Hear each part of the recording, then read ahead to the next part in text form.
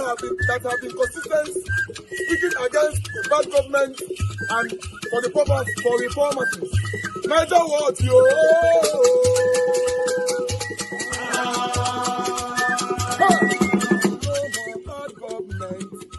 No more bad government. Major what? No more bad government. Major what? No more bad government. The only media that have been speaking. No more bad government. The voice of the voiceless. No more bad government.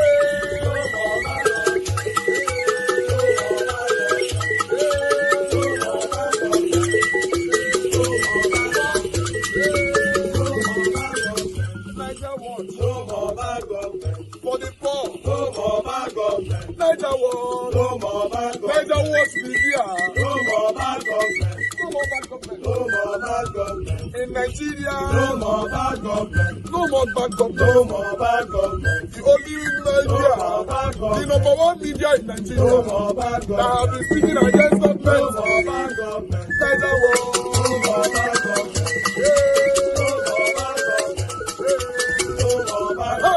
Major what you? The voice of the voiceless. The voice of the voiceless.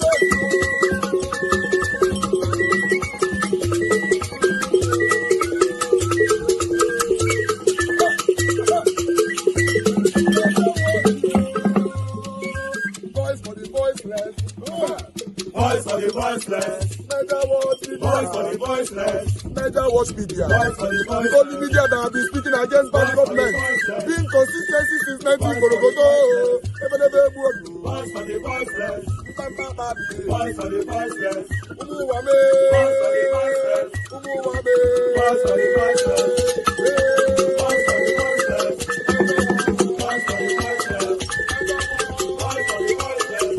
Voice for the voiceless. Voice for the voiceless. Major watch you. We have been seeing all you guys have been doing, and he recommending to everyone in Nigeria, saying that you guys are the number one. Major what you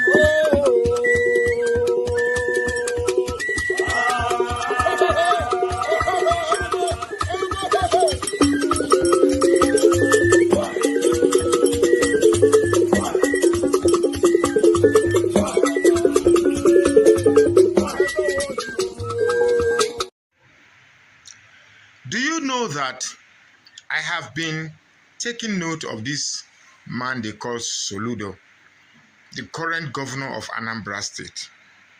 And I'm like, is this the same governor of the same state that Peter Obi was once the governor? He wasn't even the immediate past. He was the governor before another governor before Soludo. The first time that Soludo got my attention was when in one function, and then I think he was reading a script, and then Peter Obi walked in, and then his presence, that's Peter Obi's presence, took the attention of the crowd, and then his comment was like this. It's like the former governor is around. That was when I knew that there is something wrong with Igbo politicians. There is something wrong with Igbo politicians. In the whole of Nigeria, it is only Igbo politicians that will work to bring down their fellow Igbo politicians in the face of a national discourse or in the face of a national quest. And I'm asking, what is responsible for this? What is responsible for this mentality that if it's not me, nobody should get it? I had thought that in this scenario, where for the first time you have a politician that has endeared himself to the rest of Nigerians, the least you could do is to back him up. Do you know that the greatest opposition that Peter Obi has is from Igbo politicians? And sometimes I am worried. Forget what these Tinubu supporters are doing to Peter Obi. They know, deep down, they know that Peter Obi is a threat. Do you know that the only people now that I somehow think that they recognize the realism of Peter Obi's political strength is even the North. So why would a governor who is taking over somewhere that a predecessor had been a governor, trying to water him down, saying that he didn't leave any money, he didn't see anything, he didn't. Nah, haba. Why now? Why? Why? The mentality of Igbo politicians will never allow them to succeed in any political quest in Nigeria. Politics is not about me. It's not about me, myself, and I. It's about general interest that best suits a people, at least from a particular region. What I see in most Igbo politicians is politics of me, myself, and I. Me, myself, and I. Peter Obi perhaps introduced something different. From Hope Uzodinma to Ojus Okalu, just name them. No one is ready to say that, okay, I will step down for the purpose of this person to go ahead. The one that really shocked me the most was Kenneth Konko. This ego, I don't know, is it really ego? Or is it black belly? Or is it bad belly? Or is it plain wicked? I just don't, but there is something wrong. Anyway, I just felt I should drop this quick one. Governor Soludo, or if you are from Anambra State, you should call your governor to order. 2027 is about to define what Nigeria is going to be like.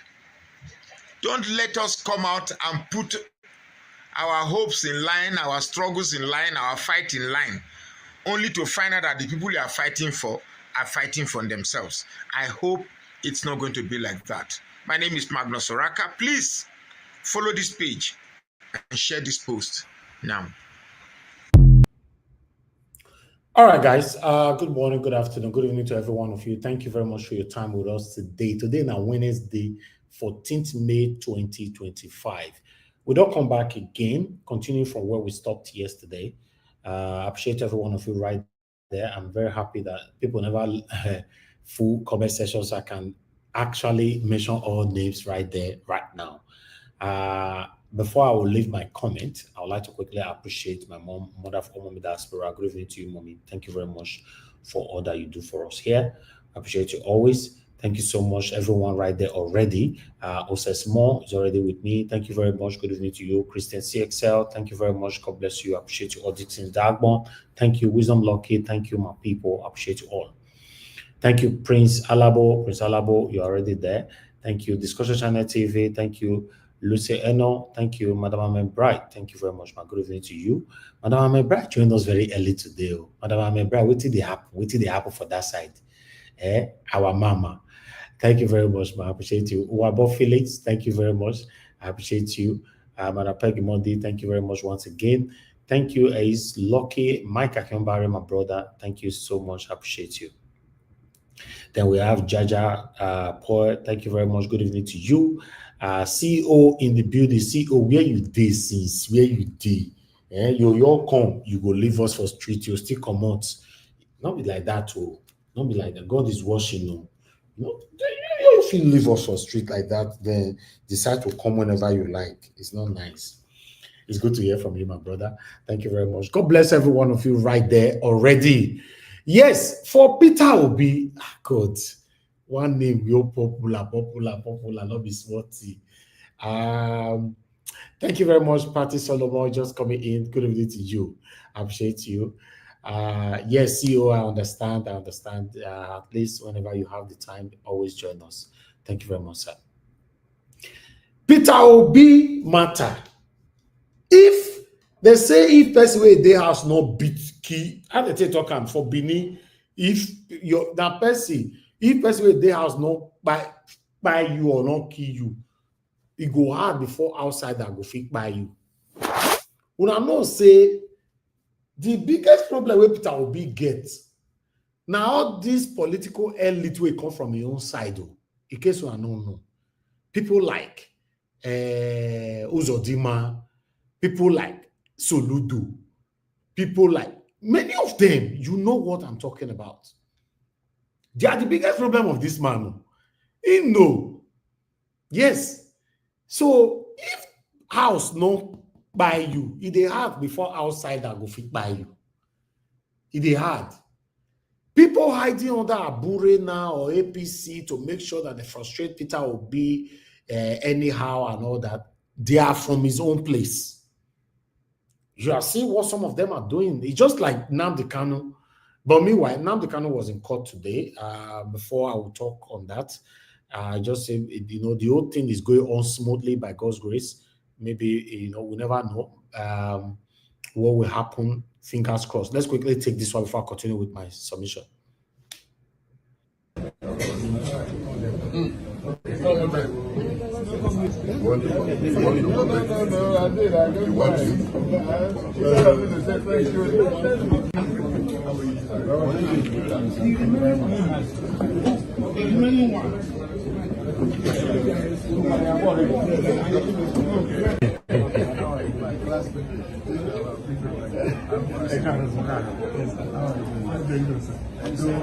Yes, sir. And so special. Abure. Move with that money.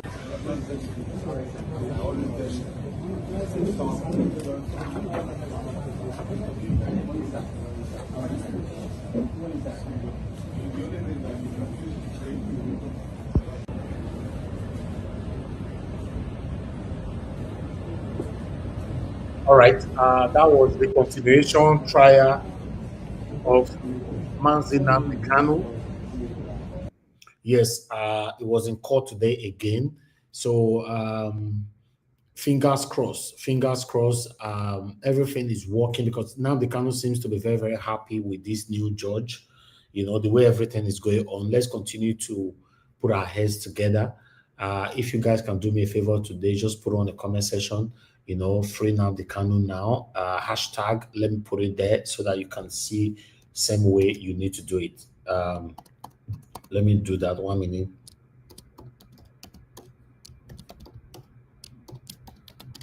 Okay, just the way I take right time now. If you can do that, that would be nice. You know, thank you so much, my people. I appreciate you all. Like I've always said, I don't see Nnamdi Kanu as someone that is fighting for the Igbo people. I see him as a freedom fighter. I see him as a man that is fighting for the voiceless Nigerians. Now, so me see him. Why some people see him as a Biafra. There's nothing wrong being a Biafra. Anybody fighting to leave Nigeria. Before now, I know they see him clear. I don't see him clear now. That anybody that want to leave Nigeria now, that is praying for Nigeria to be divided, you know, they are not doing anything wrong. A country where some session is more prioritized. You know, Fulani Esme can carry gun everywhere in the name of Fulani, just Fulani, why other citizens in the country cannot. You know, so for me, if Nigeria is going to be divided today, I'll be the first to support it. You know, non-violent way though. I'll support it 100%. I see other countries separating, dividing. You know, UK happens. You know, they're not fight by themselves. You know, so for me, I support this division now, 100%. I support it because my eye does see something for this Nigeria. I get to understand that, oh, this is what this man was fighting for. You know, the intimidation, suppression, and the continuous stigmatization of some kind of ethnic group is just too much.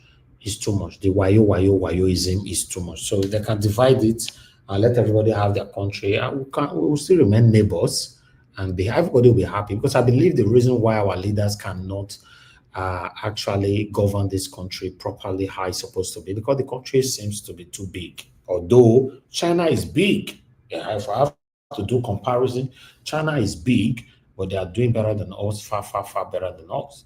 But it looks like our leaders are very incompetent. They cannot handle the numbers of this country. Then divide it and let everybody just move on. That's what I see. So that's my take on that particular one. Thank you, guys. Those of you that have put it there, free Nnamdi Kanu now. If you can do that, that would be nice. I really do appreciate that. We're not doing this for anybody to like us or hate us. We're just being real. as a Nigerian citizen. That's it, just like supporting Peter Obi. I'm not supporting Peter Obi because he's a Benin man or a Edo man. No, I'm supporting Peter Obi because, as for now, he's the only person that I can see that can give me that better Nigeria if the opportunity is given to him. As for now, yes, nobody else. But unfortunately, the way they go, so your own people fighting him, everybody fighting him. They are doing everything possible to stop this man. Abure is fighting whoever that is behind Abure, fighting this man continuously. I don't know. Soludo now is also fighting him. 2027 is far away, but they are trying to capture the gullible Nigerians that are in advance. We have gullible Nigerians. They are here. They are even listening now. They can easily fly away with any kind of information, and that's it. Abure now don't talk now, say the campaign fund. If I open my mouth, Obi and Otti will be like smelly eggs. Campaign funds. So for me, I for like make Abure talk, to be honest, because I want to know what happened to the campaign funds. Are you telling me say Obi Tifam or Oti Tifam? Because I first year so now saying Aisha Yusuf na Tifam. So the way they go now, we want to know. Let us know. One go talk, the other one go counter. That's what it's supposed to be. Yes. But if you are just opening, if I open my mouth, if I open my mouth and the man not let you open, then it's the same thing that we'll be saying concerning our principal, Mr. Peter Obi. If you know you have anything against him, please spell it all out. Make we hear him. The campaign fund, I take go. Now you are the national chairman, or you were the national chairman during the 2023 presidential election. You know more than us. Then tell us. Not be the one with the talk, they go for behind doors. So if I open my mouth, you already declared Peter Obi as your enemy. You declared him as an ungrateful person to you. You declared him as someone that you gave platform and he did that, blah, blah, blah, blah, blah. So then speak, just speak out, let everybody see what you are talking about. Although someone like me not fit trust you again, Abure, unfortunately, I can't trust you again. You are part of the satanic leaders, that I don't trust. You remember when you came to this platform, I told you that I don't trust our leaders. And you concord with me that, yes, you don't trust them either, blah, blah, blah, and where we are today. So now you are part of that group of people that, for me, I cannot trust. As for Peter Obi, I still get 100% trust for Peter Obi today until somebody proved me wrong, say, no, he's a corrupt man. With you people have been fighting all this since 2023 presidential election till now, till now, we still could not find anything. Waiting with the year, say Peter Obi not good. They ask me, I say, why not good? He'll say he follow us. They'll say he follow us. You see, Peter Obi is bad. Peter Obi is this. They'll ask them for channels or rising. What happened? What happened to Peter Obi? Go say his followers. He cannot put his followers together. Oh, now that will be the corruption way because Peter Obi.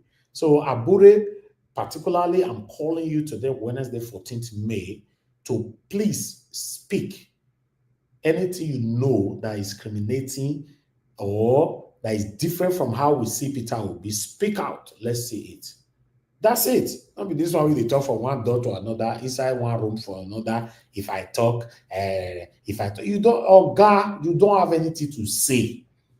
Unfortunately, your own credibility is done and dusted. Abure, you don't have anything to say. I don't see you listening to us now, because somebody told me the other day you always watch us every evening, especially when you make a broadcast. Now, wait till your own person, and that one that tell me. Say whenever you do a press conference, he said that evening Abure must watch you because say you go project him. So unfortunately, I'm not here to lie against you or anything, but what you have portrayed so far, is enough for me to know that you are corrupt, allegedly, and for you to be fighting for a particular seat, is a do or die. It's crazy. It's crazy. But what do I know? I appreciate every one of you right there. For those of you just coming in right now, thank you very much. Good evening to you. Thank you, Kingsley Ogera here, Lucy Eno, Discussion Channel TV once again. Love Maduka in the building. God bless you all, my people. Just do your part by helping us to press on the like button. Debsy, thank you very much. Good evening to you. Press on that like. Arinze Shukuma, thank you. Wisdom Lucky, and many, many more. case I don't mention your name, everything is already zigzag right now. Just know that I appreciate you, but maybe I not really recognize your name. But I'd like us to move on right now. Let's take on Oshomole. I showcased Oshomole's video earlier on today, but I'd like to rebroadcast it again because it will be part of what we're going to be talking about today. So let's take this one quickly. Osho Baba, Senator Adams Oshomole, anyhow you want to call her, or even though you want to add satanic Oshomole, join them. Anyhow you want to call her, don't come out now, come grant another interview to deceive the gullible Nigerians that Tinubu have finally sorted out everything, our economy and the hardship, everything in Nigeria, everything is finally done, and he put the blame on the Tinubu's predecessor. But he refused to mention name. He said, unquote, I'm not here to bring down anybody, but the economy was badly managed. Who badly managed the economy? Oshomole. I would like us to listen to what Oshomole have to say. They will take it from there. I come from Edo State. I come from Edo North. The language of Edo Central and Edo North is more or less the same, even in Edo South. Ilwobe means I don't do bad. And I just jokingly said to the young boys, okay, now you have been in a party of bad people, people deceiving people. Now I'm happy now that you have left them to come and join APC. Then you will live up to your father's name, which is Ilwobe. You will no longer do bad. Because obey means evil in our language. I will not do it means I will not do evil. So now you will live as a progressive. This has nothing to do whatsoever with corruption. This guy was not even holding, he was not a public officer, whether at the state level or federal level. He wasn't known to me even as a contractor. So how people could whip this, and why it hurt me, I had to speak about it that day, is that those journalists who paraded, they know better. Because I challenged them to play that tape. They have the tape. Because this was an event covered live. For not a secret outing. So let them play it back and say, fact check. This is what Oshomole said. But they just choose to continue to use it. I was particularly shocked that an otherwise a very senior editor could ask someone like the immediate past governor of Delta State, Okowa, did you, in a very mischievous manner, with due respect to him, somebody said I should ask you, did you get permission from Oshomole that your sin will now be forgiven before you now decide to decamp to APC? And I think the guy didn't quite understand that the question was informed by just mischief. And the man tried to answer. I said, no, he has not even met me for a long time, which is true. And he worked with Obaseki against me, which is also true.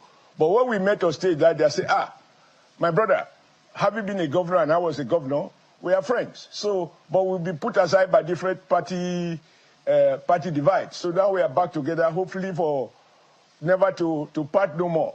So how can anybody do that? And I believe that this is just the art of mischief makers. They prefer to take the negative side. Now, how can you ask, what is my status? Like you rightly said, I am now in the legislature. Is the legislature responsible for prosecution of anybody involved in the wrongdoing? And what will be the wrongdoing? And so it was just mischief.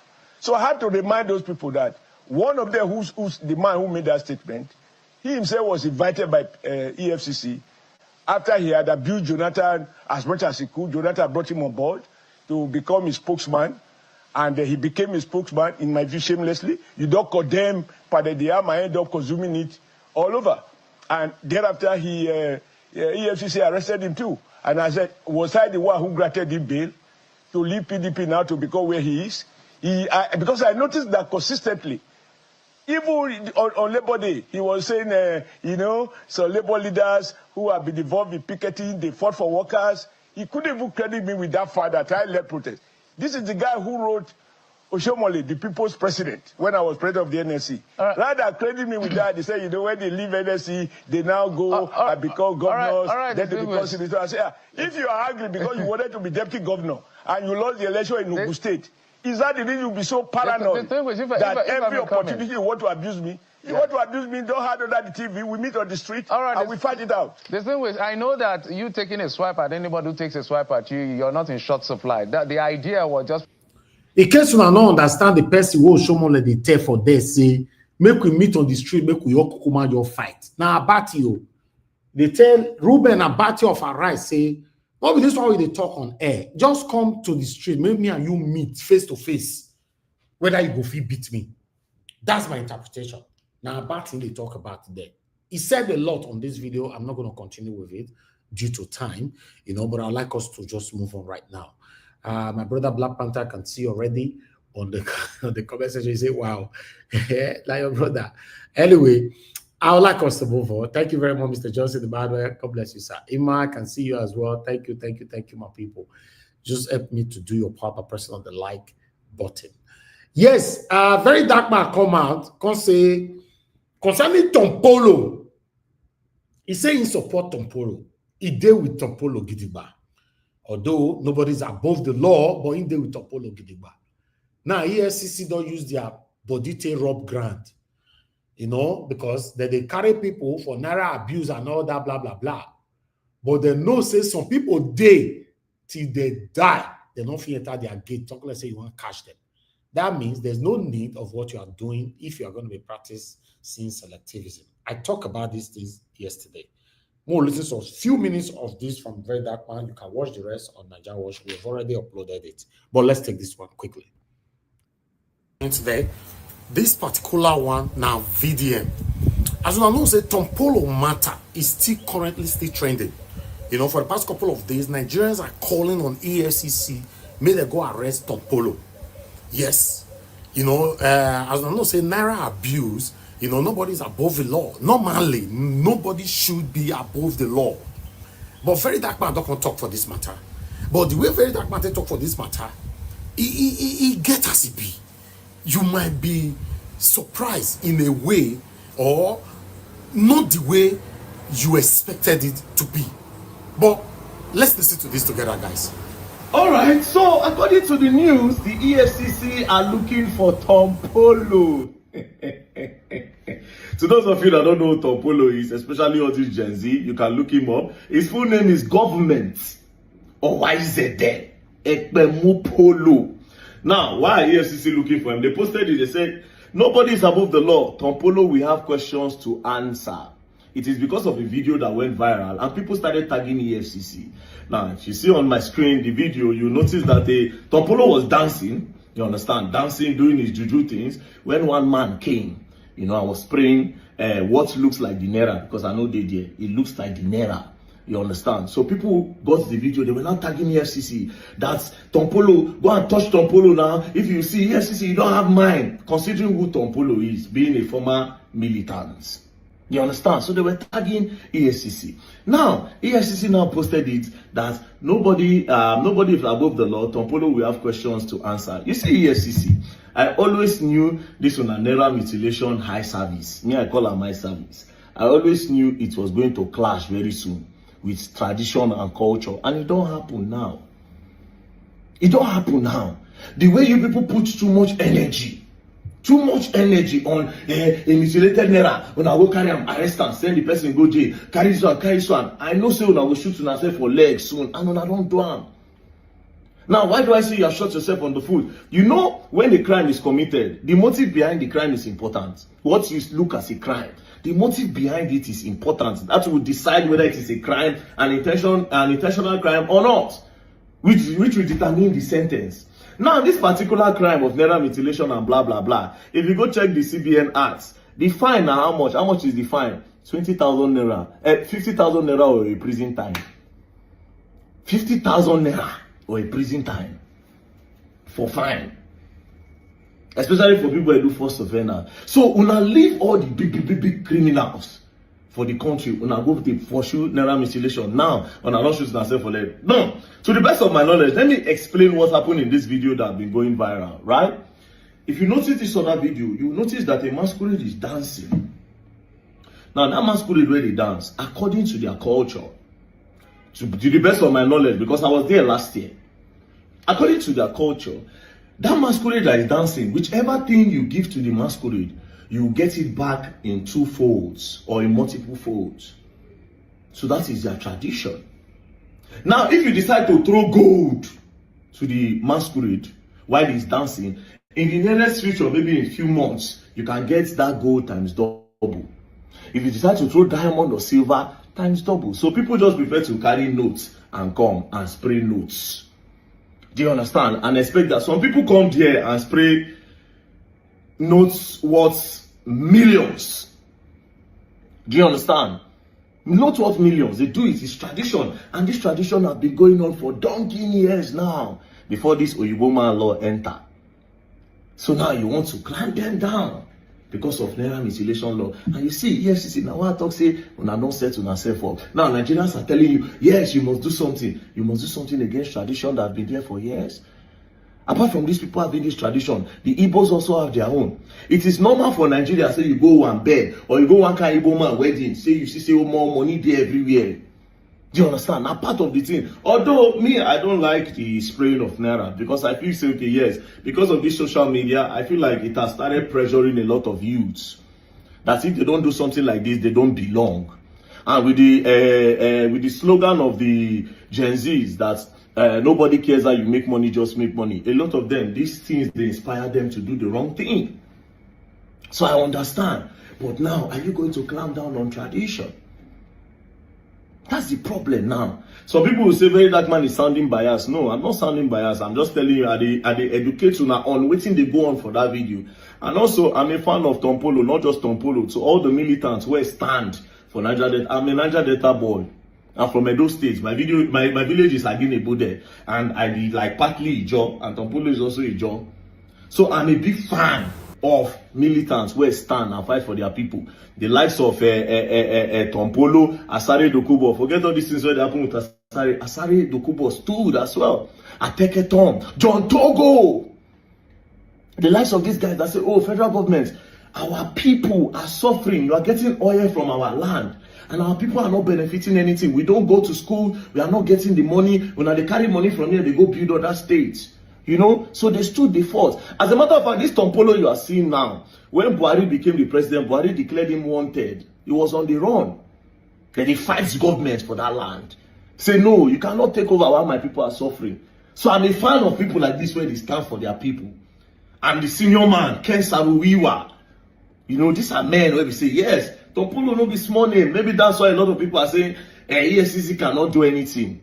Also, I don't believe that anybody is above the law. So if you break the law, you should answer. But again, what is the intention and the motive behind the law, behind breaking the law? You think Tom Polo will just say, oh, EFCC now, I want to make you angry. Oh yeah, let us do this. We'll spray money. Wait till EFCC won't do me. I am Tom Polo. No, that is tradition. That is his religion. And considering the fact that him himself, Tom Polo, is now a chief priest. You see? So EFCC. Me, I feel like you people will spoil your name in this country with this Naira mutilation law. You see the way people are talking about the Okoya children up to tomorrow. They don't believe. They feel like you people are selective in the justice. So this thing, I expected you people to do it small and leave it alone and be chasing all these big politicians where don't chop our money, where don't loot us, where don't finish this country economy. For crying out loud, people are EFCC, Economic and Financial Crime Commission. And again, see what you know they use in that time they push. A crime where we say the fine at 50,000 naira. Now Nigerians they ask you now, what do you do? Me, I go there here, they watch the film, make I see how the film go and enter. I'll be here watching the movie. I want to see how the thing go really end. Do you understand? I want to see it. I want to see it. And how many other religion and tradition would you cancel because of Naira mutilation? That's the thing. How many? Okay, I will stop that one right there. You can watch it on Nigeria Watch. It's already uploaded because of time. Yes, Very Dark Man stand with Tom Polo, although in a sarcasm.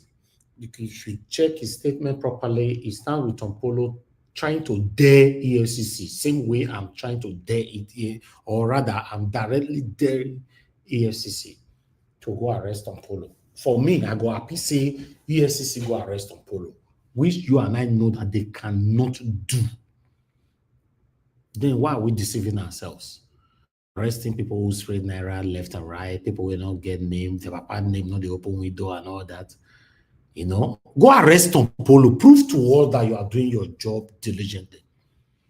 You and I know EFCC cannot do it, because if EFCC can do it, they don't even need to start from Tom Polo. They're supposed to start from all the corrupt politicians. Some of them that are defecting now from satanic PDP to satanic APC. If they have to start, they need to start with someone like Senate President Godswill Akpabio. You and I know that have series of money allegation with EFCC before it become the Senate, and they post everything.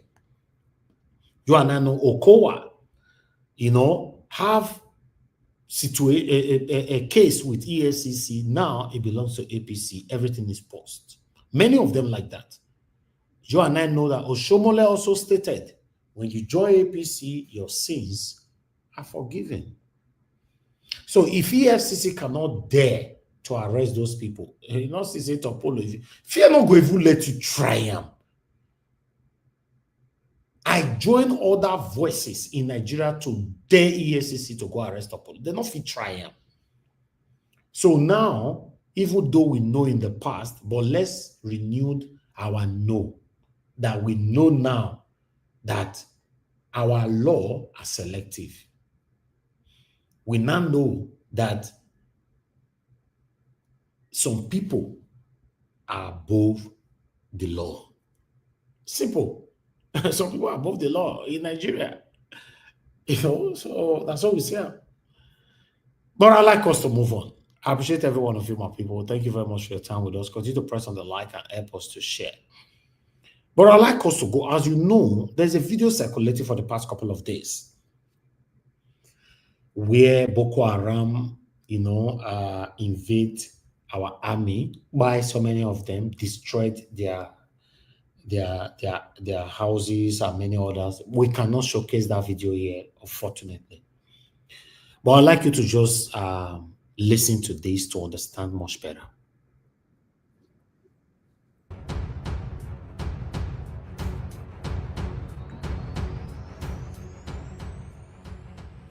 Suspected Boko Haram terrorist attacked a Nigerian army base in Marte, Borno State, early Monday, killing and capturing soldiers, destroying military equipment, and seizing weapons. The assault on the 153 Task Force Battalion occurred around 3 a.m., forcing surviving troops to flee to Dikwa away. kwana ba za ka yi ba za a kashe ka kai na gaya ma da ce kogon da nake kai ya yi sakanci ya ci farin fim da an karwata libafon.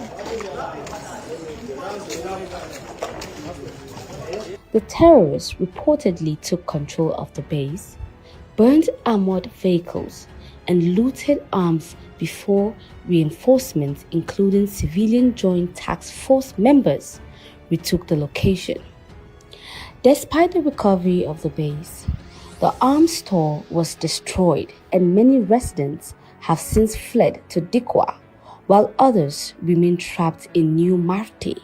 The attack highlights ongoing security challenges in the Lake Chad region, worsened by the porous borders and slow reinforcement due to difficult terrain and logistical delays. The incident is part of a larger surge in insurgent activities across Borno and Yobe states.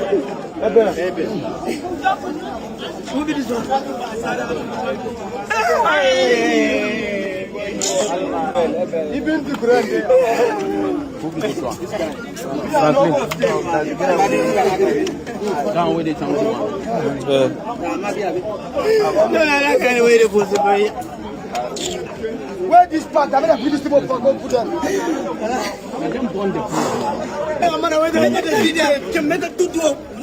أكبر أول الله يجيك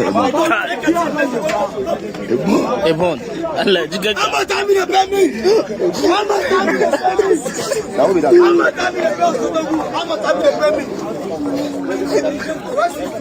Boko Haram and ISWAP have recently attacked military bases, causing soldiers' death, weapons loss, and destruction of infrastructures.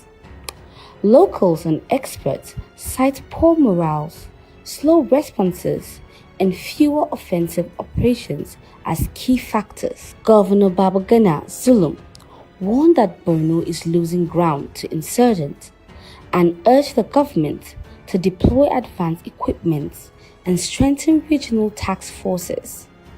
While military officials point to recent counter-offensives in Sambisa Forest as successes, the situation remains unstable.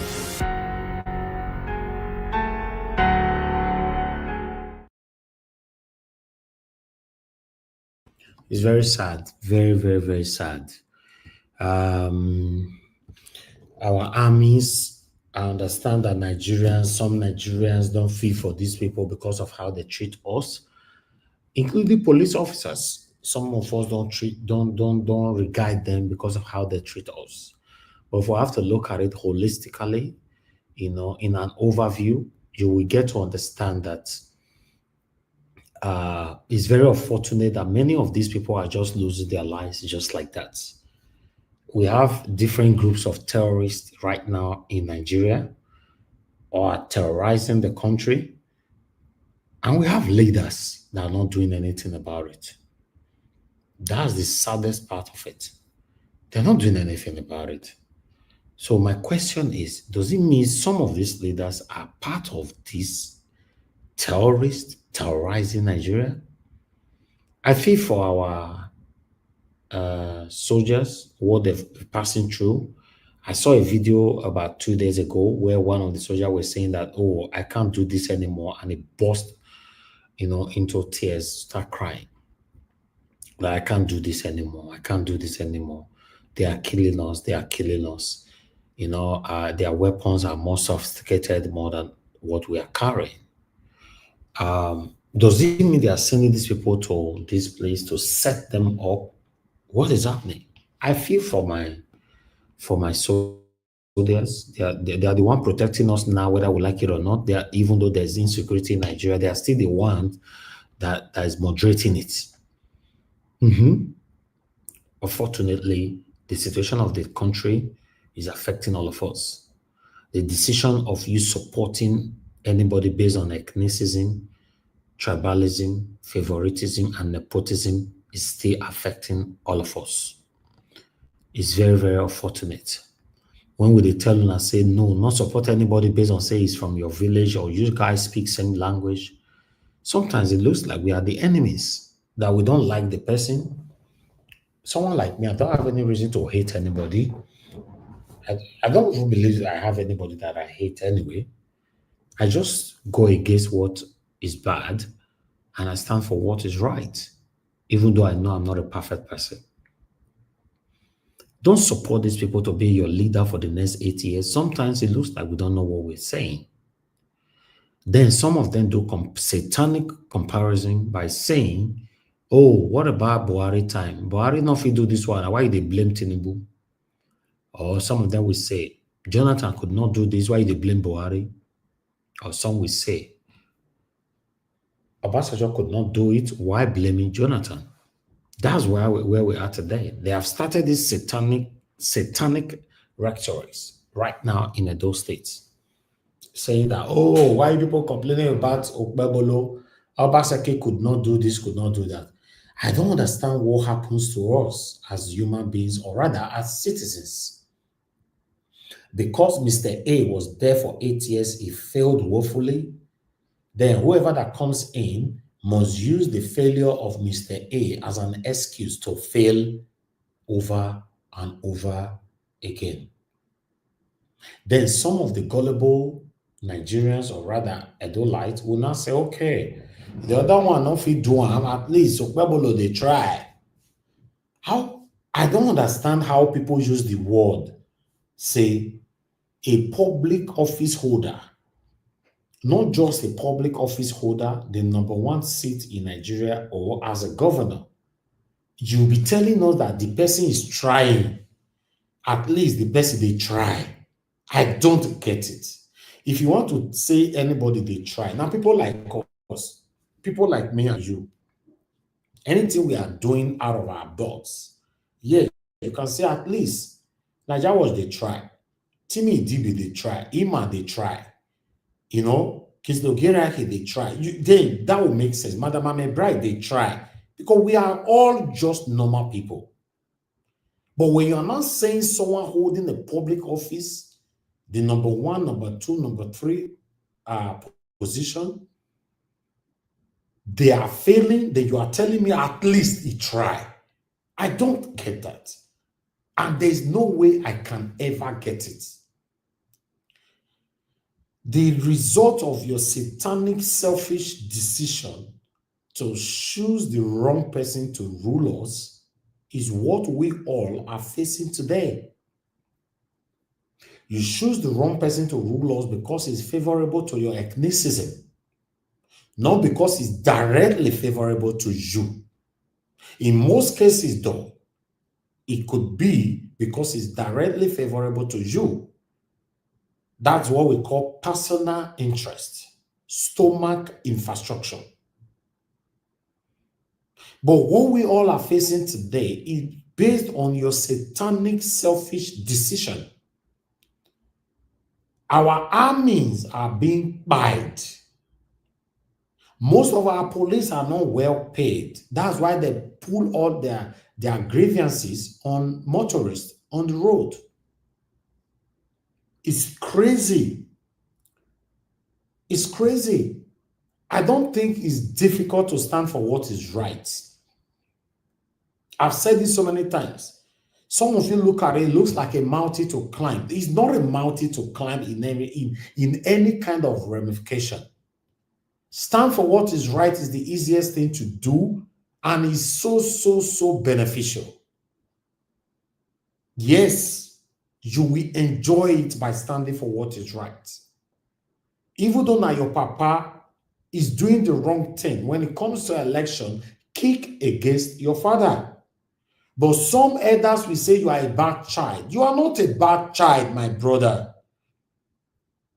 You are only standing for what is right. I kick against my father's political, satanic, whatever, PDP. I kicked against it. You all are aware here. Initially, my dad was not happy with me. Later on, he get to understand this is the life I've chosen to live. I told my father, I'm telling you, my biological father right now, he's a chieftain PDP. For those of you that's just joining us, our new subscribers, I've always walked against PDP. I grew up to understand that the biggest problem we have today in Nigeria is APC and PDP. In case you don't know the fundamental trace of satanic PDP and APC, I will let you know today. PDP used to be SDP, old SDP, not the satanic SDP that we have today. That's what PDP used to be. Why APC used to be NROC? Jay-Z, we don't understand this. They used to be NROC. They were fighting each other. All of them, because they didn't see don't cast. Everybody don't know their satanic footstep.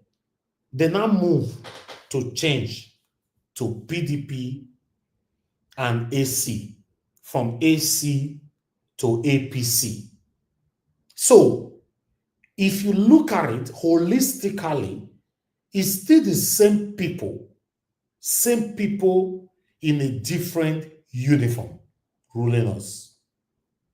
Same people that have been recycling themselves since Nigeria was created, ruling us today.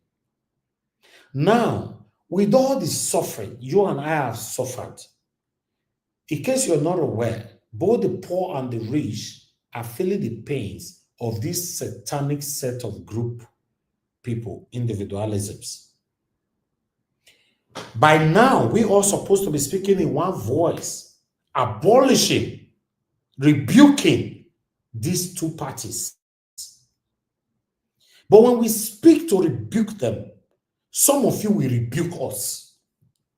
Then he now looks like, okay, be like saying everybody ought to leave.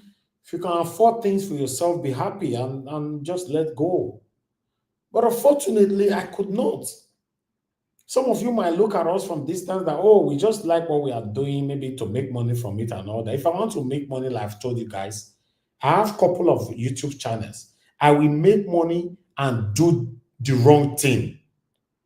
Yes, that is what majority of Nigerians on social media today are doing. They choose to do the wrong thing and they are benefiting from it. I don't do the wrong thing, but I'm not hungry either.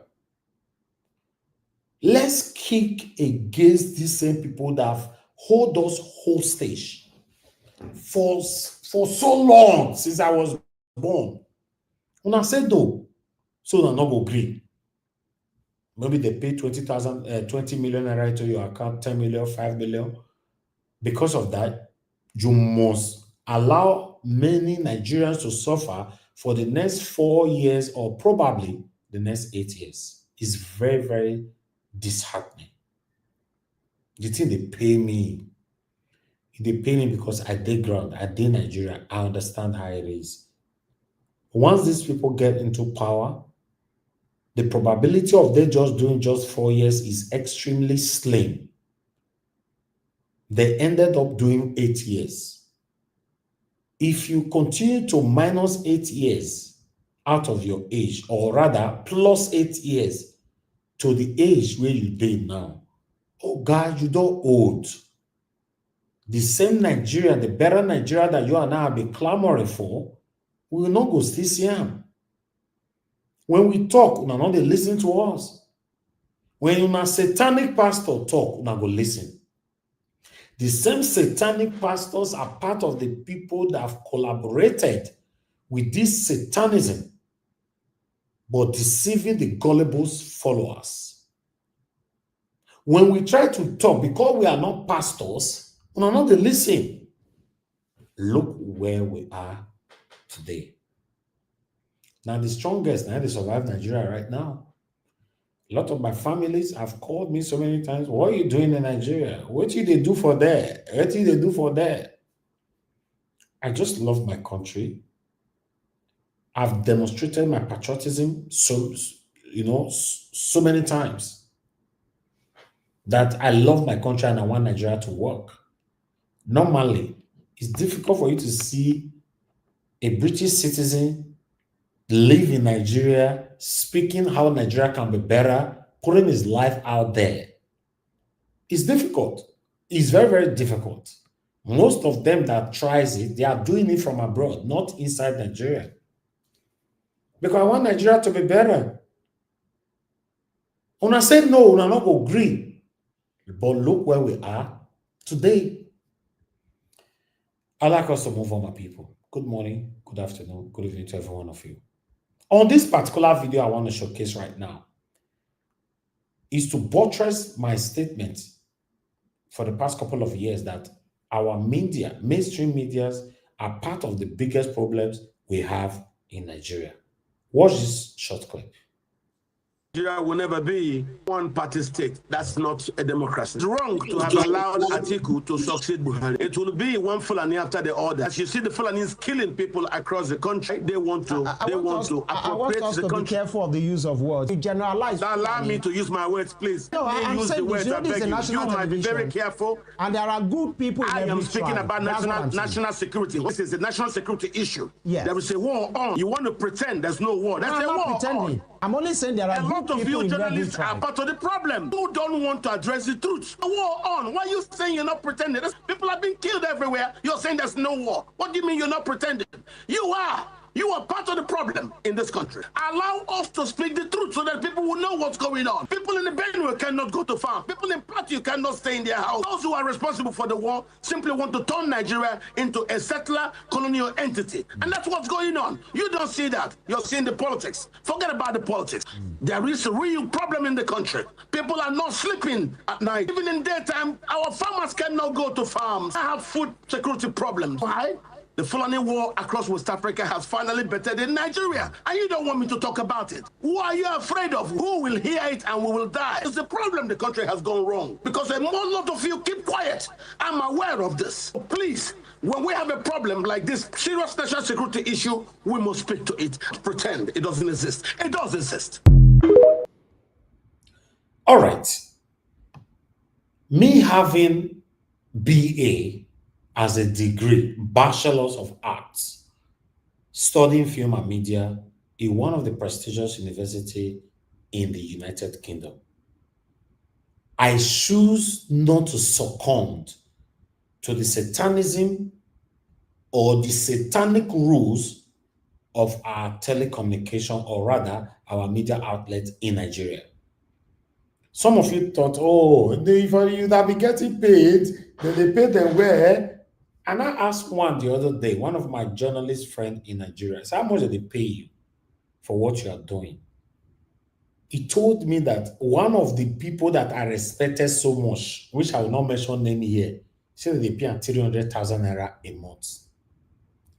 I repeat, one of the people that you and I respected so much on this media, as a mainstream media, said they pay 300,000 a month. So you want me to succumb to this satanism? Then I'll be giving rules and I'll be gagged how to talk. That's what happened to that young man. I don't blame that young man. It's the ethics and the rules of that particular media he must follow to get paid at the end of the month. I directly choose that I don't want to be under any of them because I will be reduced to nothing. You all listening to me today will say, oh, Naija Watch, they taught you, not knowing that I'm only following the rules from my satanic boss. Yes, the biggest problem that we have today in Nigeria are the mainstream medias. They know the truth. Unfortunately, they can't speak the truth because they have been gagged by their boss. That's why people like us embraces the opportunity, the freelancing of social media to have our own platform, to express ourselves organically. You see, when that man started talking, the anchor now stayed silent. He knew that this man was telling me the absolute truth. I would like to play that particular video again, unfortunately. Please bear with me. Let's listen.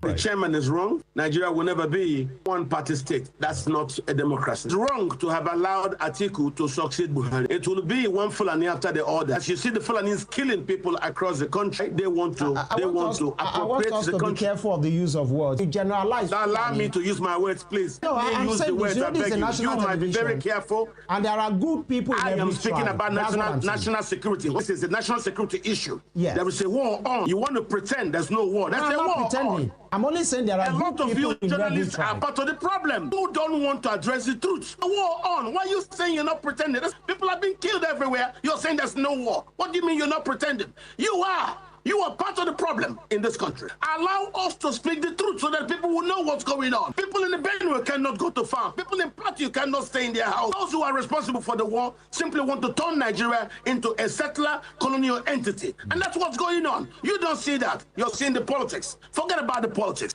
There is a real problem in the country. People are not sleeping at night. Okay, you see why.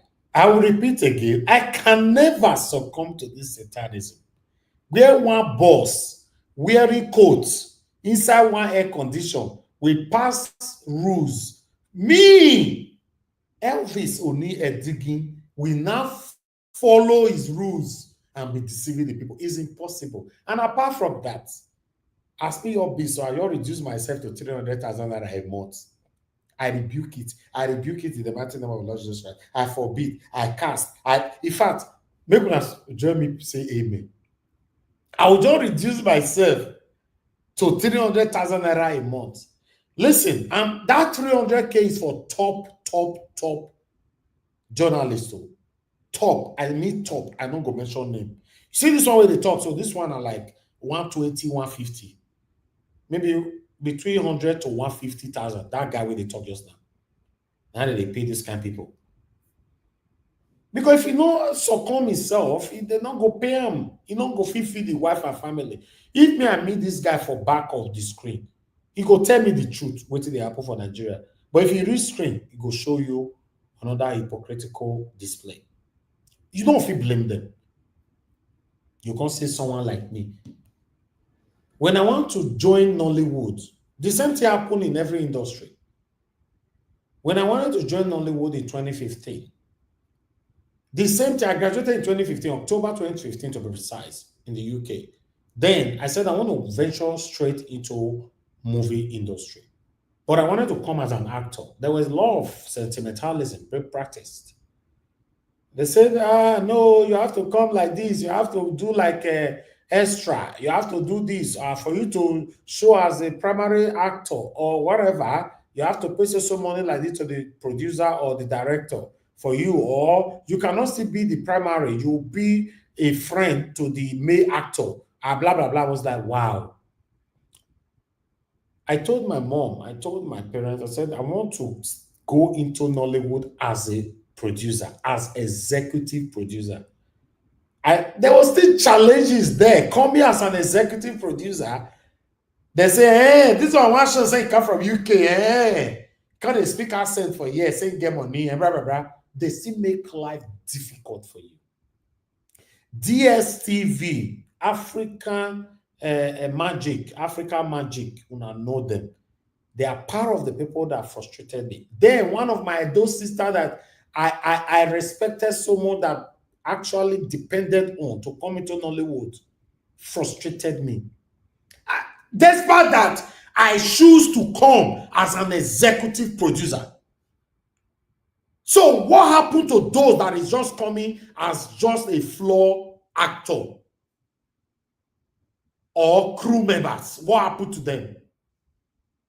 Now you see why the ladies are doing more better than the men in the industry. Now you can understand, right? One woman will shoot one movie, she'll buy G-Wagon. You can say, eh? They pay the woman well, oh. Eh? My brother, we understand how it works. Lady go do movie. One oga for a living room goes tell the PA, say, that girl in that movie, I need them. Anything it costs, I need her this weekend. Then they will reach out to the agent. They have agents in this country they call agent of, I don't want the reviews of this. So they have agent they call what is it called? It is called hookup club agents, where most actresses registered with. So they will reach out. Let's assume that the agent is Messi Omorege or Debsy or Madanena. They'll reach out to Madanena that so person like this, my organ me down. Madanena go look at diary if that person register with her. If the person not register with her, then Madanena will reach out to the girl that you are not part of my club, although I have Odogu who requested for you. For me to give more details, come and register with me. Then the top class actress will now register with Madam Nena.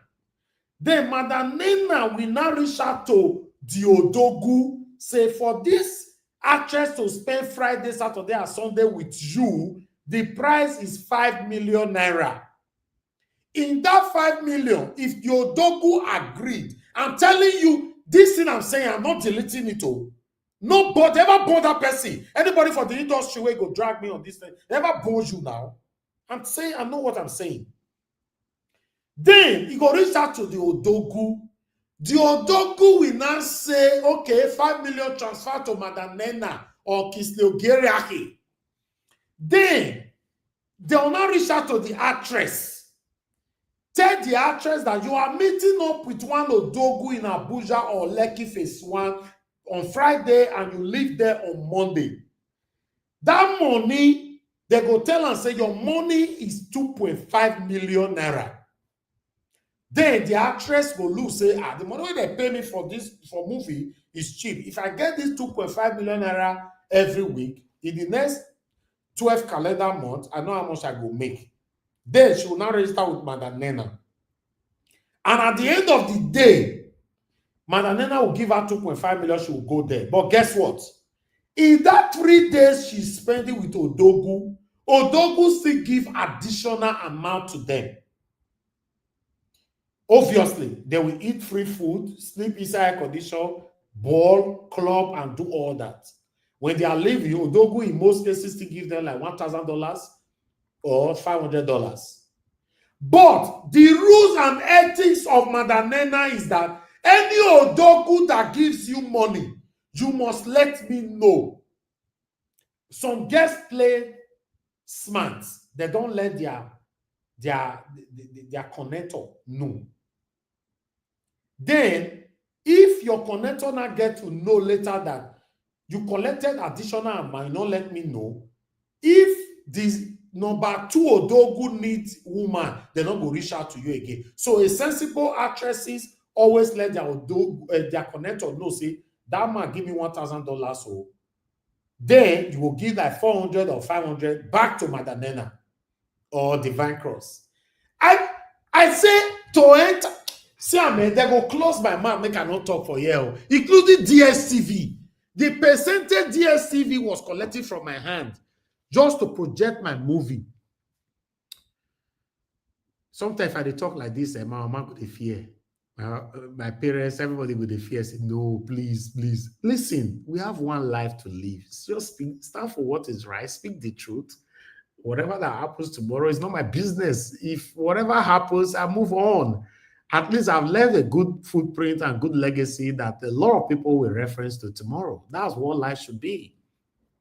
Everything that I've achieved today in my life, I achieved all of them 100% legitimacy. I'm not saying 99%, 100%. I've never gotten free money before, apart from what I work hard for. If somebody give me super chat now, it's what I work hard for. The person believe I deserve it. That's working hard. Then the free money I've gotten is only from my parents. That was when I was young. I don't know what they do as a person. Today, my papa and my mom are proud of me that despite how I was born, in fact, I've gotten a signal to stop talking. Because sometimes when the spirit leads us like this, I go talk. And everything I'm talking, I'm listening to myself. I know they carry talk. And if you are close to me, you go know that I know they carry talk. Now, venturing to become someone like me to become a journalist in Nigeria is like a downfall. You want to destroy your life. That's why you see most women in the Nollywood industry are excelling, doing well than the men. Now, what the men are not doing now, they are now doing gigolo with the rich women in Lekki and Abuja. I mean the married rich women. Get that clear. Unquote with a capital letter. They are now doing potpourri gigolo with married rich women. Some of their husband don't buy. Some of their husband they work for oil for another state. Then this gigolo go sleep with them for 2 or 3 days. They give them money. That's what is happening now with the men, but few men. But the women are back to back lambasting. They are blow. They don't press and finish. Yes, you know how this country today now. I'll leave it like that. Not be this one will be day to day. Will be like I don't change this broadcast. No can verse. Sometimes when the spirit leads us, we speak out of box. Good morning, good afternoon, good evening to every one of you. Let's listen to Erofai's son, what they have to say. According to Erofai's son, he's saying, let's not set a dangerous precedent. Erofai's son is against rotational presidency bill. You don't know what that one means. Rotational presidency bill. Listen to what they have to say. What the previous legislator just stated. Nigeria has over 400 different ethnicities. According to some studies, even more. My issue with this is the constitutional aspect. I think once eligible, regardless of the zone you are from, you are entitled to run for president if you feel qualified, or vice president. That's point one. So does that infringe on the constitutional right of a candidate or a citizen to participate in a democracy? Now, Mr. Speaker, this is also important because Honorable Clement's point about tackling an injustice is true. It is quite clear to those that want to know that as long as certain people from certain area in this country do not have the equal opportunity or do not feel what it is to be president, there will continue to be this mistrust and a sense of injustice. That is without a doubt. And while democracy is fair, it's simply the best option we have, but not the fairest. So there are certain regions that by population are at an advantage. So while not asking we discard this, I think it needs to take a lot of introspection. My Abure over there made a point. If you take this to the North Central, sir, who will it be for? Is it the Nupe people, the brilliant Ibibio people, the Igala people? In my little experience in Nigeria, whenever you do this, every tribe in every state will also come out and say it's their turn. Merit prevails, sir. I think part of the reason why this sense of injustice continues to go on is because of the failure of governance, the failure of social equity. So, Mr. Speaker, I implore that we do not set a dangerous precedent and put it in the Constitution without due diligence, which I'm sure the Constitutional Review Committee will do so. But while it tackles injustice, I must agree with the previous speaker. This could really set us back.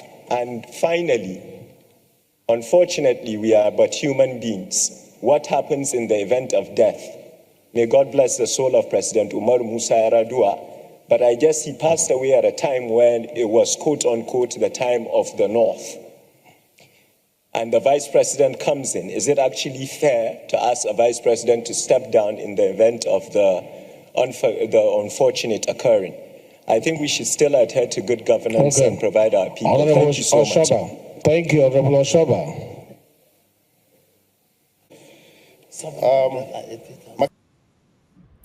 All right. On that particular one, rotational presidency, that's what they are debating on right now. Because in 2027, for any reason you guys manage to remove Tinubu, normally the person that's supposed to continue after Tinubu is supposed to still be from South. But what these guys are saying now that it must be Northerner. So either Tinubu complete his 8 years or a Northerner take over from Tinubu. Now the situation, now we just do so. That's the contemplation, the debate that is currently going on right now. I would like to appreciate Kisle Ogerahi, my first super chat and only super chat of today. I'm very, very grateful, sir. May God bless you. Thanks for all that you do. I'm grateful. Thank you. But meanwhile, it not end there. I would like us to move on. Let's take the last video that I have for you guys today from Obi. Then I'm posting out a link now. For those of you that want to join the panel, please come in right away. Thank you. Again, what's trending? A former Minister of Transportation, Rotimi Amechi, has criticized governors under the administration of President Bola Ahmed Tinubu. Well, according to him, when he was chairman of the Nigerian Governors Forum, he was radical enough to challenge the government of the day. He blamed governors for not confronting President Tinubu over the current state of the nation. Amechi made the comments during the book launch of Sule Lamido, a former governor of Jigawa State. Amechi also narrated how he and Lamido worked against the second-term ambition of former President Goodluck Jonathan. Well, let's take a look before we come back for a discussion. We were quite good friends when we were in government. We had our bad times that we disagreed. I made the mistake of assuming that he was as radical as I was. So he was one of the governors I clinged to when it came to radical decisions. And I will tell you one of them. There was there were several things that happened because of our friendship. The last one, before we broke ranks, was that we agreed, all of us agreed to go against President Goodluck Jonathan. And we formed a committee, governors and all that. At the end of the day, he was to find a new party called SDP. We said if we go to the new party called SDP, we'll lose the election. Let's hang on to this one called APC. He disagreed and he left us. That's the only place we disagreed. I thank you for the fact that you spoiled a lot of my decisions as Governors Forum Chairman. Because yes, you are radical. You thought you were not as radical as we were. But we discussed Nigeria in detail and we thought we should move forward as a country. I asked you this morning, what is going on currently now in Nigerian politics? Could it have happened when we were governor? The answer is no. And you said no. We will confront the government. We will confront the president. You know that. That's how radical we were. That's how our Governors Forum was. That's how determined we were to change things. But I don't have to be forgetting that. I wish you the best. I will make my contribution to you privately as two radicals. I shall announce it. No, they will think I have money. God bless you. All right, Rufai, I'm going to bring you into this conversation. Rotimi Amechi there. It was during the book launch of Sule Lamido, Being True to Myself. I believe that's the title of the book. And right there, he's talking about, him being radical and, the government of the day or the governors of the day are not challenging this current administration. A lot of Nigerians have said, is this really true? I mean, we know that the PDP governors have challenged President Tinubu's emergency rule at the Supreme Court at the moment. And some comments that I have seen, people are saying, Rotimi Amechi, you are one of the problems of Nigeria. Over to you. I mean, a lot of people can say everything they want to say about Rotimi Amechi. Yes, he has his own faults. Please, I'm not going to deny that. But for him to say that governors today are not challenging, I don't think so. I know of Governor Dauda, for instance, was somebody that when I interviewed him, he said boldly that it was against state of emergency rule. I've interviewed many other governors that can't own up and criticize President Tinubu on state of emergency rule. But Governor Dauda said, I challenge it and that's why I'm going to court. And there are many other instances he has constantly challenged the status quo. But, for other governors out there that are constantly decamping and they say because they've decamped, they can't challenge the incumbents, the truth has to be said. See, Nigeria is for all of us. Nigeria is more than President Tinubu. The earlier we realize it, the better it is for all of us. The day we realize that you as a state governor at this point in time, if the presidents have done something wrong, it is for you to call a spade because you are doing it in the interest of the nation. If you don't do, the nation will not move forward and posterity will judge you. The better for all of us. What I expect some of these governors to do is that, apart from the fact, I know some of them, their hands are tied because of their aligning for 2027 when they're decamping, is to be able to ask due questions. Take, for instance, I've not seen as many governors also come out to challenge the president on this idea of going to London for a press conference to show the achievements of President Tinubu. The question is it the achievement of hunger and poverty and the killing of our valiant soldiers by this faceless terrorist group is going to show in London? Why do you need to go to London? You have ministerial briefings every time then. Is that not a show of achievement alone? All right, Rufai, I mean, you have just made the points there. And, it takes me to my next story, which you have just mentioned now.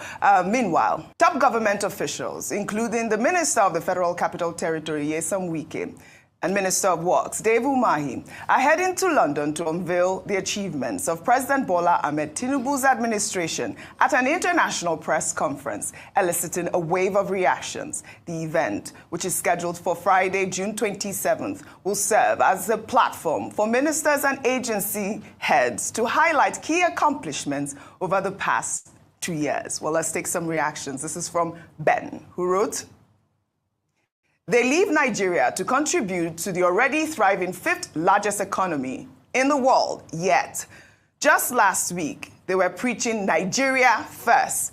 It's clear they are completely out of touch. I suppose next, Keir Starmer will relocate his entire team to Abuja because clearly they have no real concern for the country they claim to lead. Well, Chigo's here wrote, Tinubu's ministers flying to London to showcase achievements is peak hypocrisy.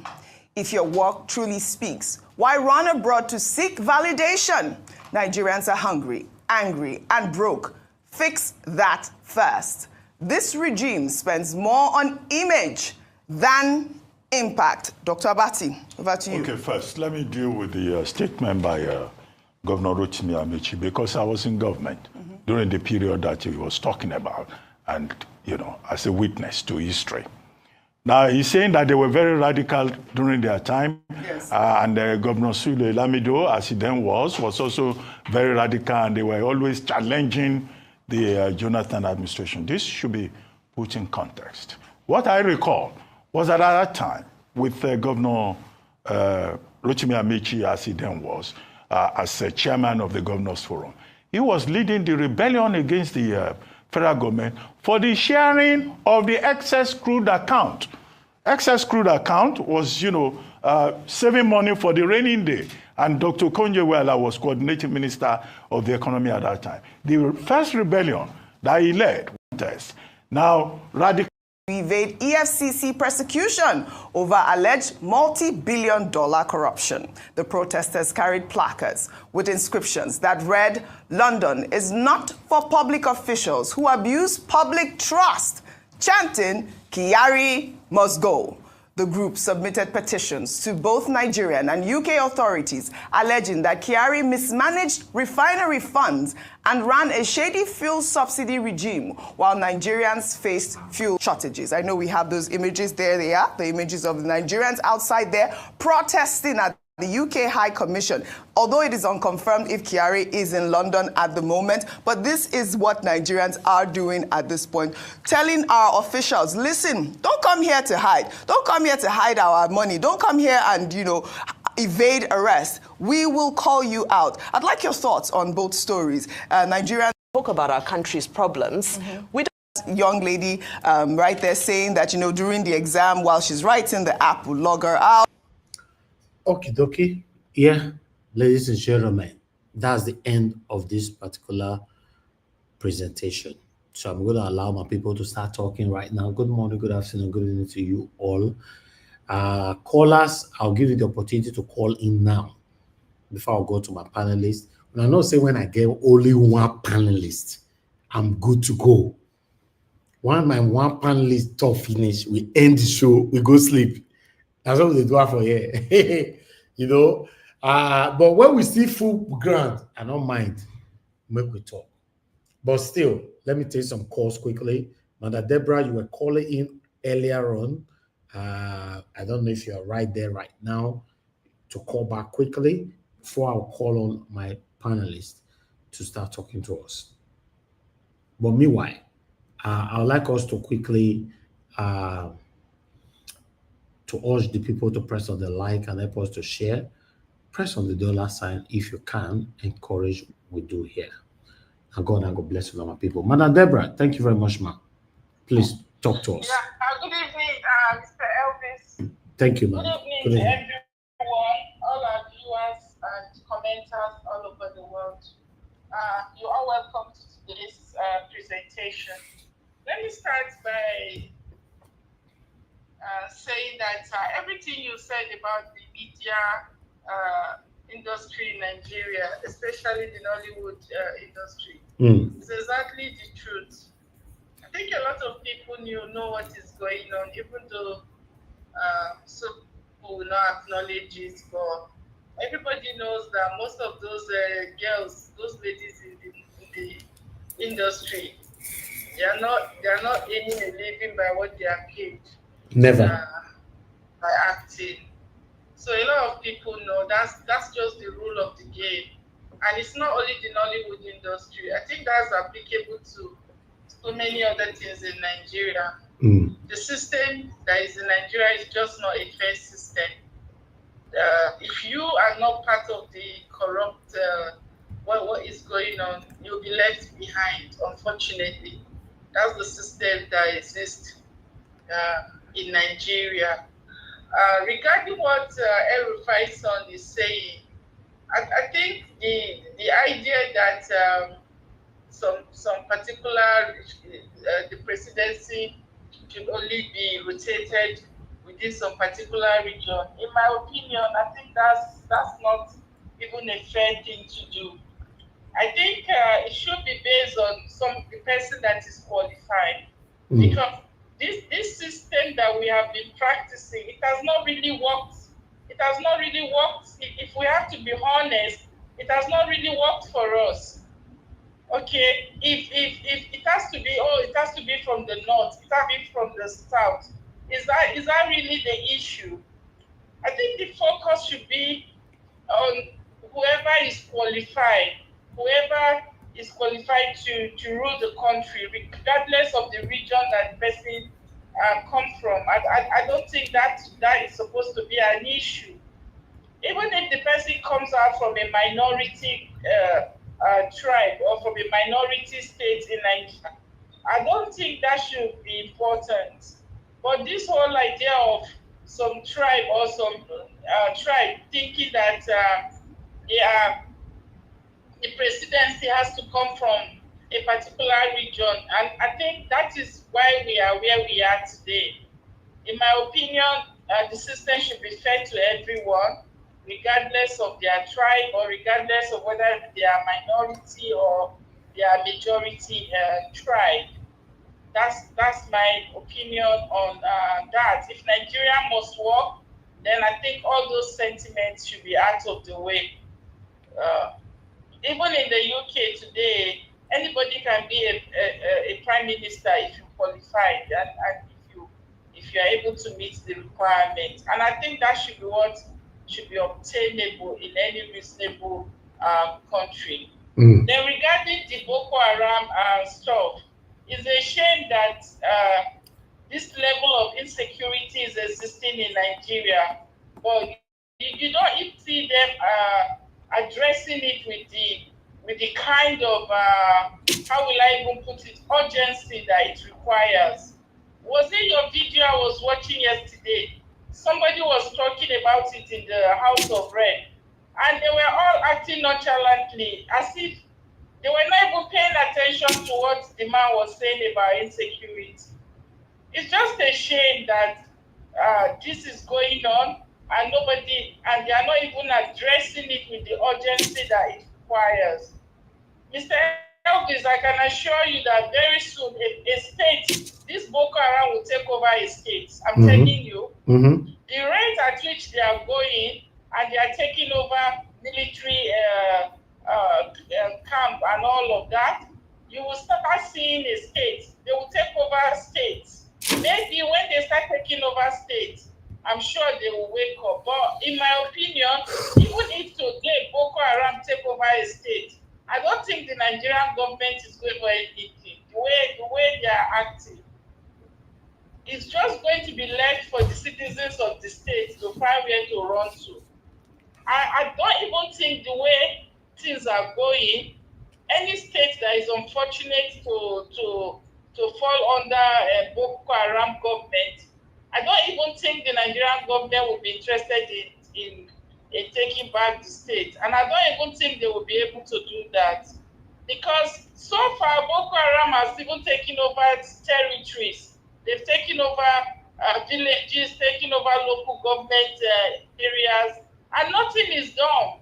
So the next thing we will hear is that they will soon start taking over states. And I can assure you, maybe before 2027, that will start happening. Yeah. Because these people are not ready to do anything. Thank you. That is just the unfortunate situation of Nigeria at the moment. And I don't see any indication that this government is willing to do anything. Thank you. They are not ready.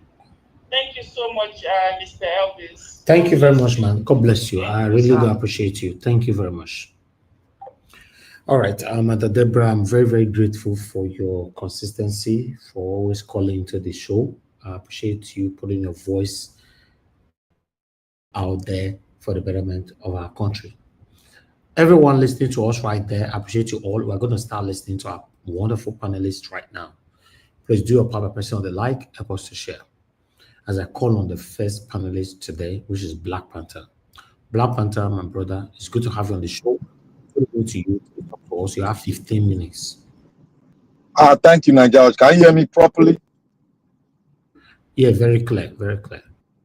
Okay, I want to thank everybody. Thank you so much, you Nigeria Watch, They're doing a fantastic job, and yesterday was a blessed day. I'm still enjoying the blessing of yesterday, and I'll still throw more light on it too today, because it's good to throw more light on it, because that thing has uplifted a lot of things. And then I pray the government also review their taxation regime, which they have performed on every Nigerian. Because if you want to develop a country, you have to look into the taxation, what the people on what they call them migrations are doing, collecting taxes like as if they want to build mountain in the moon.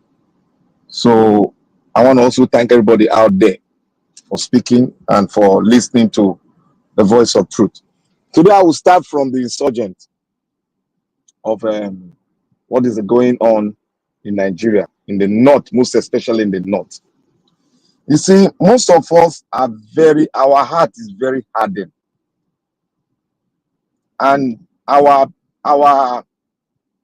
the way we open ourselves to learn, we are not learning. I don't know why Nigerians, we don't want to learn. You know, it is every situation is not easy to fathom out the cause of it. It's not you have to find out, you have to bring A, B together to know the real cause. It's not everybody just stand, oh, in Nigeria, and this thing is being caused by Lagbaja. Lagbaja is doing this. It is not you don't have this, you don't know where the problem comes from. And your heart is so hardened to know. That's the problem of many. Even the worst of all is those people, Nigerians, that are educated,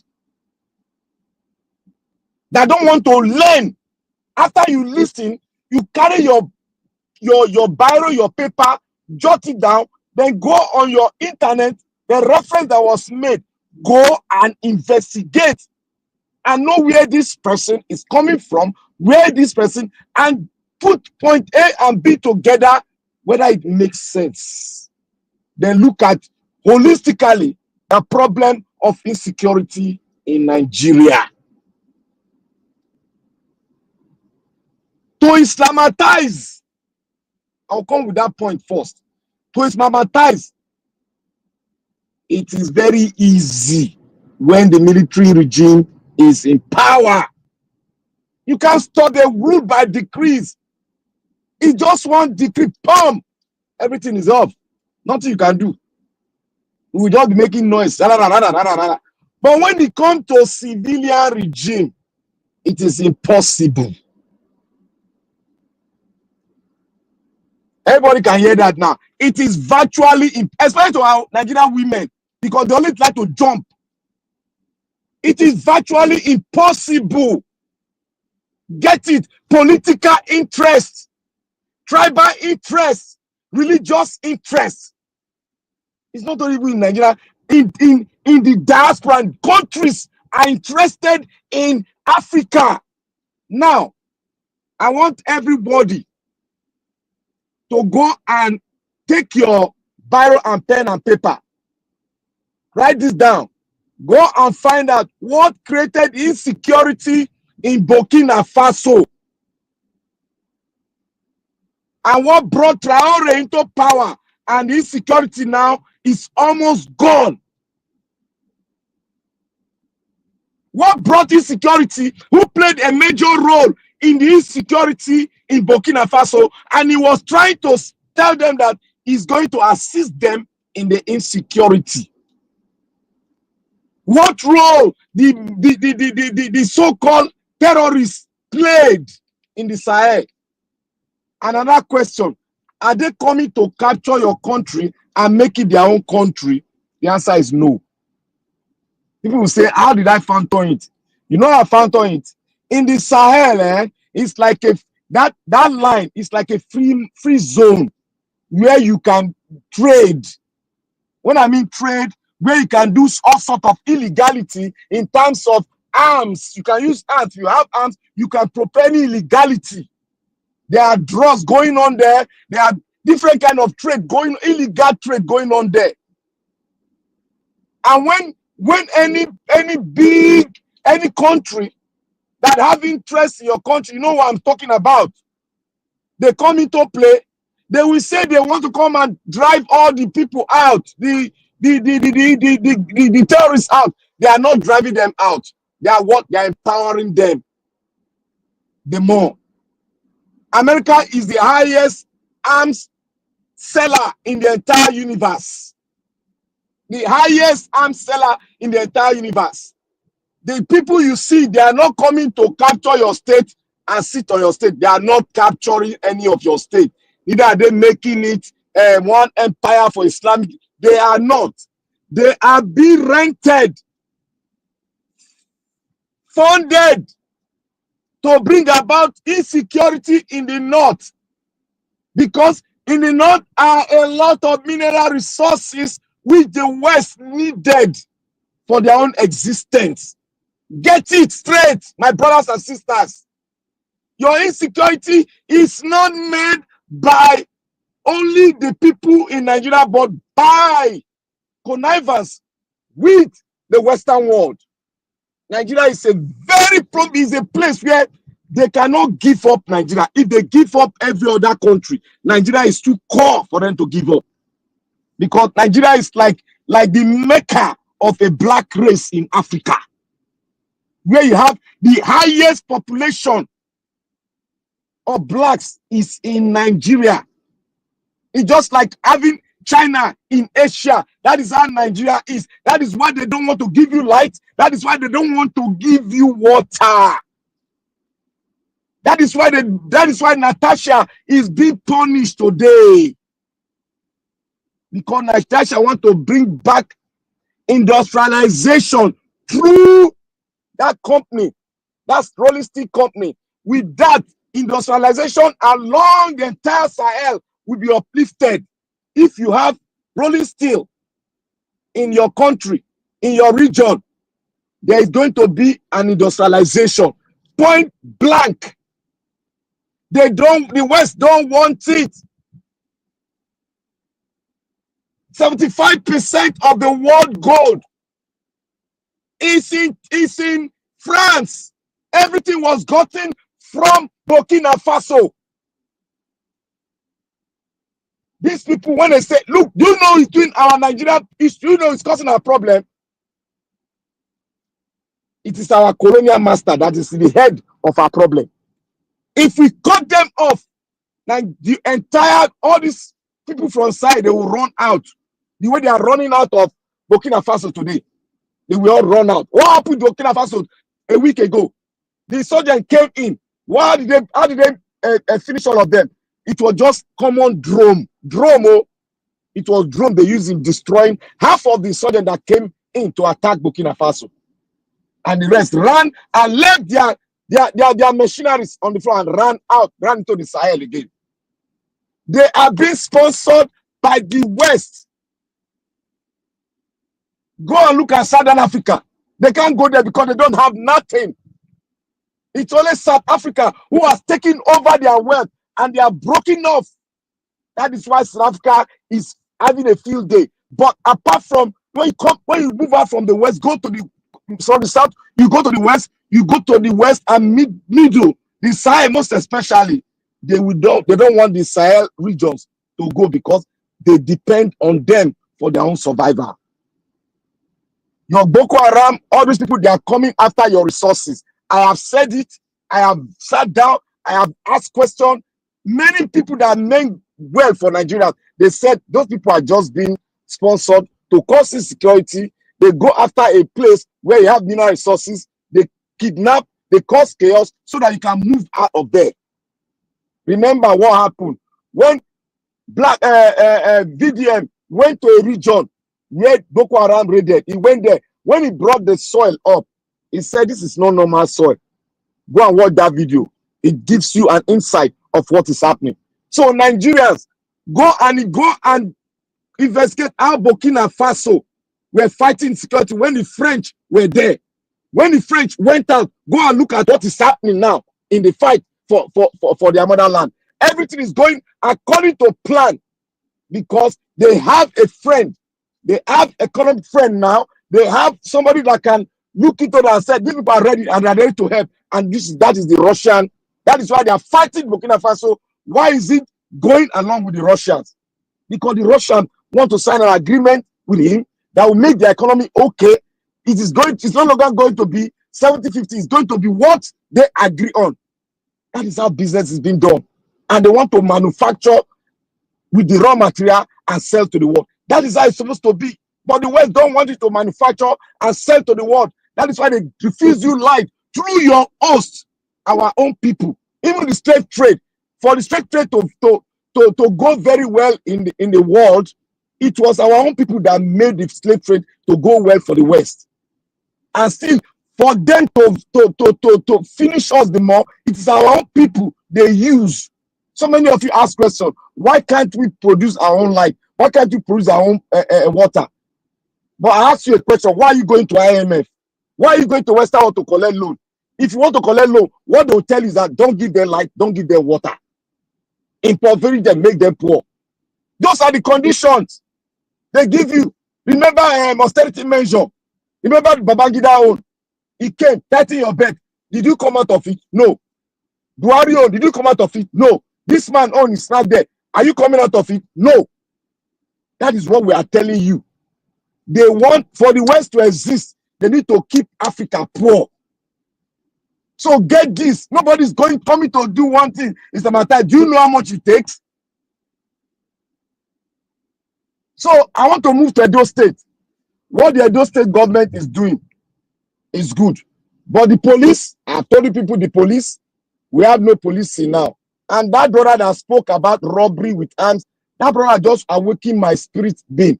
I never thought to that. I never thought it to that angle. That when a man, no matter any authority given to you, your authority is limited. You abide by rules and regulation. And when there's no rule and regulation, there is no true democracy that they gave us. Democracy strive well under rules and regulation. If there are no rules and regulation, democracy become anti to the people. It goes against the people. It impoverishes the people. That is why we say democracy is not for us. It's a two-way. It's not for us. The Nigerian police is not wearing the regalia of a police. It's wearing the regalia of a force. The only difference between them and the military is that they don't go for war. But the kind of war they go for is war against their own people, which they said they should protect. That is why they call it force. When the colonial people left us, the Nigerian people did not see it well to change the rules and most operandos of the policing. They did not change it. They left it. And we are still following the British, what the British gave us. That is what we are still following. That is why we are all, many of our children are being pied.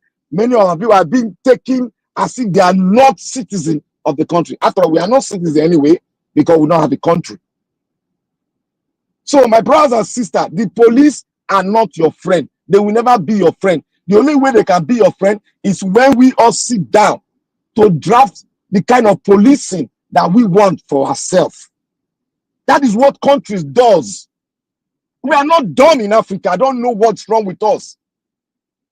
When we say we need to sit down to fashion out the country we want, people say it is not the problem. It's not the problem. Then what is the problem? When your foundation, even the Bible said it, when your foundation is rotten, what can the righteous do? Don't you read your Bible and use that wisdom? At least God said so. Your problem is your foundation. We'll keep on having this. It's going to get darker unless we rise up. We rise up the way we rise up against SARS. We rise up and fill the street and do the needful. Tell them that we want the country down for us to speak on how we're going to come together and do things. Look at your National Assembly. There is insecurity in their country. Didn't it tell you that what I've been saying, I'm not trying to impose it. There is sense in what I'm saying. They don't even care about insecurity. They are talking about rotational presidency. Does that not make sense to you all? They don't care of what is happening. As long as people are buying, people are being burned the next day. As long as the money is getting to their pocket, they don't care. They don't care. As long as they take you as slave to the West, they don't care. They are ready to sell you. What did your president said when he was coming to power? He said, if they take our doctors, we are ready to produce more. Is that not what your Agbado said? President Tinubu said, if they migrate down there, we are ready to do what? Produce more. That means Africa is just a sector where they produce and sell to the world. He has told you, we are ready to produce more. We are ready to give the West more slaves. We are ready to impoverish our people and give you more. Make sure our own pocket is filled. They are telling you education. They've already killed your education. They've already killed your power sector. They killed your mineral sector. What sector is existing well in Nigeria now? None. If a country cannot give the basic necessity of your existence, light, water, especially light and water and security, that's no country. That is no country. We don't have a country. We are just existing in the geographical enclave of the world. We have not sat down to tell ourselves how we are going to live. Now we are sitting down on how to rule ourselves. Is that not foolishness? They don't care about people dying, but they are talking about rotational presidency. They don't care about you getting light. They don't care about you getting water.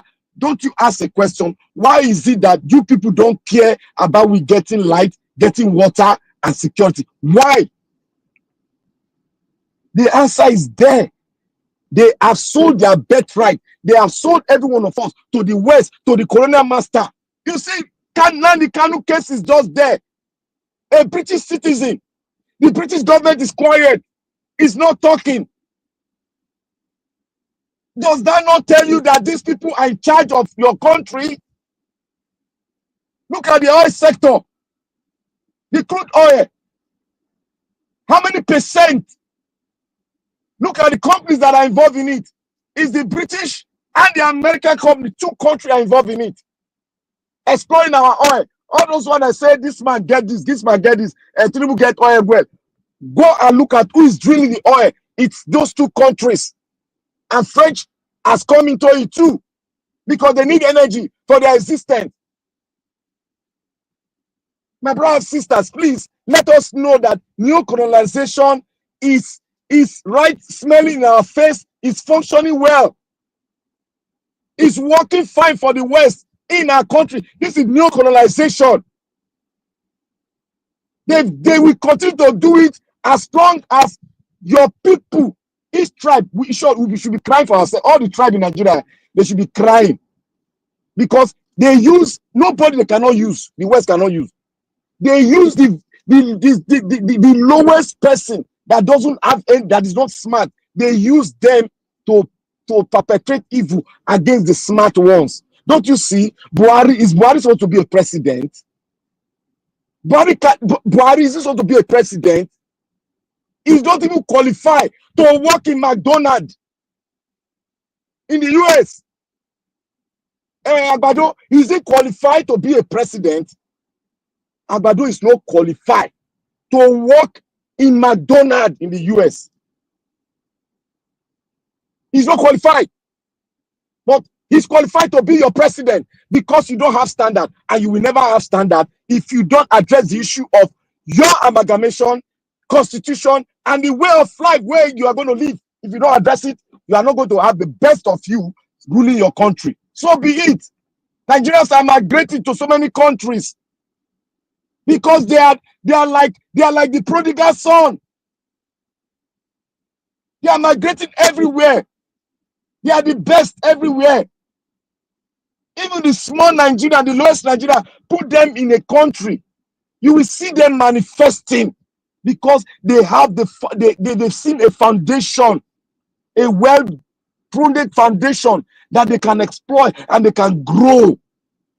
Nigerians are contributing immensely in terms of tax in America, in Britain.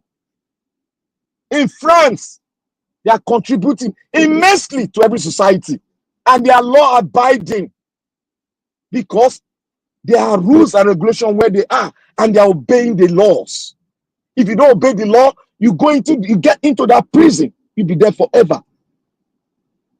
So when you see us, tears rolls down in my eye that I don't even have a country. There's pressure on every Nigerian. We don't have a country to call our own. Where we are, the people are causing insecurity. We have not addressed that. That is what every African country should address. Why is insecurity all breeding more in Nigeria? Look at the president of America gone to the Arabian countries. Look at how the Arabian countries are developing. They are developing now. They are signing treaties with Western world. They are beautifying their country. Technology is going there. AI is going there. Why is it that they hate the black man? Why is it that they hate Africa? But they like our productivity. But they hate our land. They hate us, but pretend to love us. Africa is the bedrock of creativity, modernization. But they went and wrote that Africa is a dumb land. They bring Africa is poor. Africa is not poor. They are the one poor.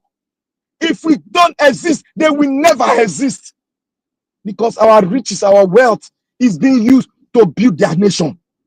Let everybody get it right. If we don't get it right, we become poor in terms of thinking, reasoning. We become poor in it. And when we are poor in that, it is finished. Naija Watch, I want to thank you once again. May God bless you. We need to get this into our brain. Thank you.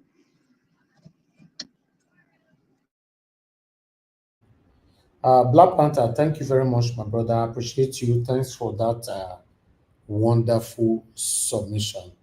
You know, I'd like us to hear from the next person so that we can take it from here. Mr. Oduwa, it's good to have you on the show. Good evening to you, sir. Please talk to us. Mr. Oduwa, you are not there. Okay, I'll move on to Mr. Jonathan. Mr. Jonathan, are you there? Yes, I'm here, Mr. Okay, thank you, sir. Please talk to us. Good evening to you. You have 15 minutes. Okay. Thank you very much, Mr. Elvis. I greet you. Thank you. God bless you greatly. I greet the fellow panelists as well. God bless you all. And Mommy Diaspora, once again, you're welcome. I greet you, man. God bless you greatly. And all the commenters and the callers, everyone, you're welcome. God bless you all. You see, my brother Black Panther just said they like our land. They hate us. They like our land. You see, they like our land, but not the people that are living on that land. They like our raw materials. They like our natural resources. But that land that is producing it, they hate that land. But what is coming out of that land, or what they can extract from that land, they love it. They can't live without it. And that is where we find ourselves. Africa just have to rise up. The black man must rise up, especially Nigerians, especially the nation Nigeria. We must rise up. God is a God of purpose. It's not an accident that God deposited all these resources in Nigeria. It's for a purpose, to make Nigeria or the people on that particular land, to make them heritage, the people that will lead the black world. Whenever anything God does, God has a purpose. He just doesn't do it just for the sake of doing it. He has a purpose. That's why he deposited all these things there. And that's why he also enriched the country with human resources as well. It's not an accident. See, if you want to question that, there are countries that are 10 times bigger than Nigeria, and their population is 60% less than Nigeria. So just take that, just absorb that for a second. Then you will know that it is God that is in charge. Canada is one of them. You can easily carve out eight Nigeria.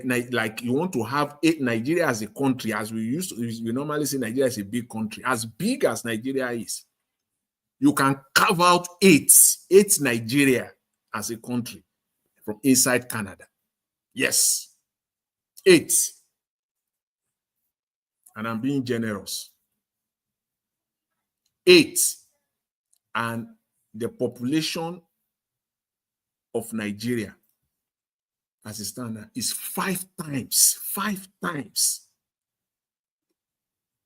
So God has a purpose when he deposited people, that number of people in that land they call Nigeria today. Yes, I believe so. And it is the day that the Nigerian nation rise up. That will be the day of emancipation, the day of freedom for the black world, the entire black world.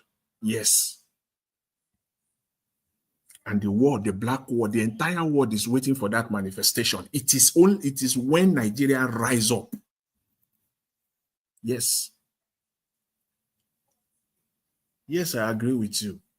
They ate us. They ate that land where those resources are. But they love those resources coming out from that land. Where do you want to start from? But for our leaders, for whatever reason, if it is in Africa, if it is black to black, we'll be talking of juju. If it is black man to black man, we'll be saying, oh, the person has been hypnotized, he has been shamed. But these are white people. For how long will they continue to press us down? Because if it is black to black, we'll say it is sham. They have used juju on you. These are white people. For how long will they press us down? Ordinary light. They cannot provide light. It has become like a rocket. Ordinary light. And they say they are government. And they pack themselves there. And they are even paying themselves to retain that power. And now they are going to London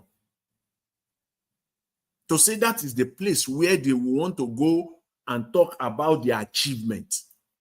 Is that normal?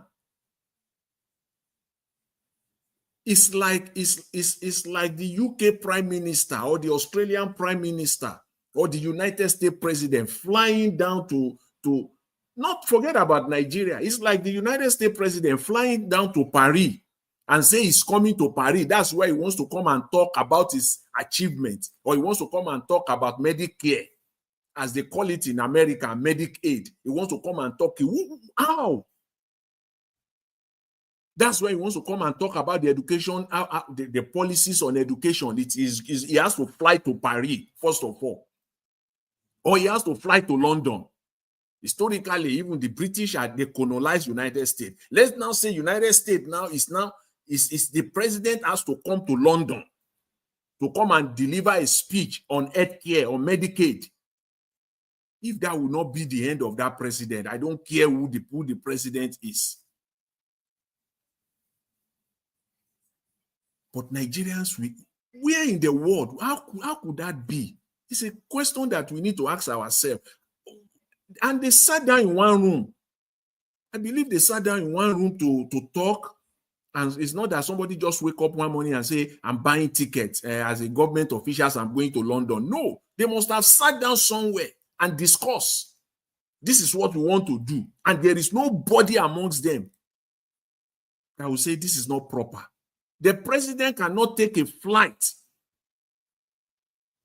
and say is going to Badagry. It is on the land of Badagry that is coming there to give a speech on how far his government has been for 2 years, or is taking his presidential jet and is flying to Maiduguri or to Samfara, or is flying to Aushi. You will pick one obscure place in Nigeria to say that is, I'm coming to that city, that village. That is where I'm coming there to come and deliver my speech of my government achievement for the last 22 years. Not London. Because each and every of that trip that you are doing, you are marketing that city, you are marketing Nigeria. That is what president does. You are marketing Nigeria. If you deliberately wake up today as president, Mr. Tinubu, and say, I'm flying to a particular city in Nigeria, I'm giving a speech there. Just look at the hype alone, the way they will have hyped it, the way people will have talked about it, waiting for you to come there because you want to come and deliver a speech. But all we know is that you went to France there to say that's where you want to go and appraise your government.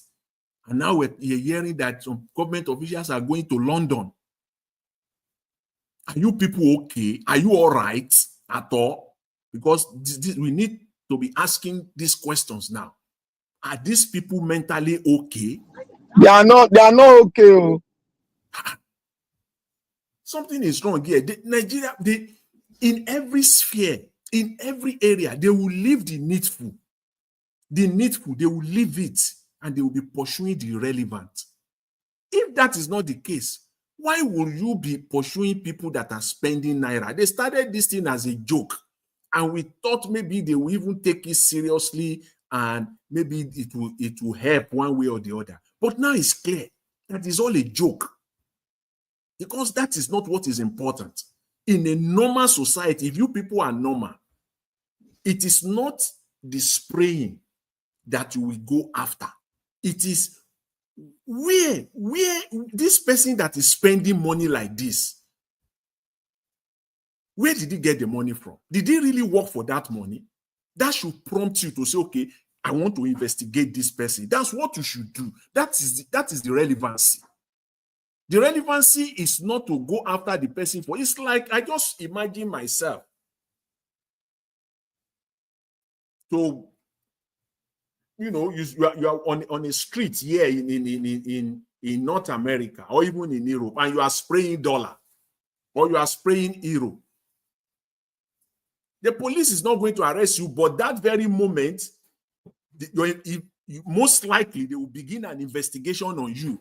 They will check your tax, your taxation, your income, everything. They will not start an investigation on you because a normal human being will not do this. That is the way they will reason. That a normal human being will not. If you actually work hard, you earn this money, you work, is your sweat. You can't do this. They will say it's not normal. If I go out now on my street and I see a policeman and I see my wife or my daughter and I started spraying my wife right inside the mall, police will not do anything. People will only gather around me and say, what is this man doing? They will be taking pictures and video. Come and see this black man spray almost $10,000 on a woman. What is going on? Police will come. They will just stand by. But guess what? Most likely, an investigation will start on you. How you are making money. This must be drug money. This must be a gang. It might even take a year. They will keep on doing it. It can take a year or more, but they will come after you eventually. But going after irrelevancy and leaving the needful is what they do at best in Nigeria. EFCC. Just wasting resources. Can't you let us know who? Go to parties and somebody who is spraying money. Go and find out how he made that money. Yes. Go and then you can now go after the bank account. You want to know how money is coming in, how money is going out. You, as a government, you have the power, you have the capacity, the wherewithal to do all of that. And if it is legitimate, fine, it is money. And if it is not, then you come and answer. because he's the one who exposed himself in a very stupid, foolish way. We just leave what is needful and go after useless stuff at the detriment of the society. Country is not developing anywhere. I dare them to go and take Tompolo. Go and arrest him. I'm waiting. I'm waiting. I'm waiting for that news. Maybe the news will come that FCC have arrested Tompolo. Oga Jonathan. Yes. You know, yesterday I talked, say, Tompolo na like empire, government. You want to go arrest another government? He nickname na government. Oh, that's they call a government. Man, where be they na government consultant he be, where they are paying. Nigerian government is paying him Mr. millions Jonathan, of naira annually. You have 1 minute left. Oh, if you like, let Blampata finish your minutes now. You know. So let me just quickly say this on there. You see, let me leave Abure. I will come to Abure if time permit and the opportunity is there to talk about Abure and all his shenanigans, what he's doing right now. Let me just quickly use this minute or two to talk on this Boko Haram thing, this insurgency. For me, I prefer to call it war. Nigeria is already at war. War is going on. The fact that it's not where you are does not mean that war is not going on in Nigeria. There is war that is going on. Look at the military. It is shameful. It is disgraceful. What we have in Nigeria, see, Nigerians, it's not a government. Oh. You have a bully as a government. A bully as a government. They just a government that bully its own citizens. That's all. They just bully, just what we talk about now about EFCC, using the apparatus of the government to bully the citizens. That's what they do. We don't have a government because in a country, a military base, this is not the first time. Look at the way they decimated the military base. In fact, the president will give a speech on that one, a national broadcast. On that alone, a military base was decimated in that manner, and nothing is coming from the president. Nothing is coming from the National Assembly. No politician that has any clout is speaking. Like publicly on this one. And we say we don't have a government. We have a bully as a government, bullying our own citizens all around the space. We don't have a government. This is so disgraceful. I'm ashamed. I'm really, really ashamed of my country when I saw that, a military base. And the soldiers. Thank you.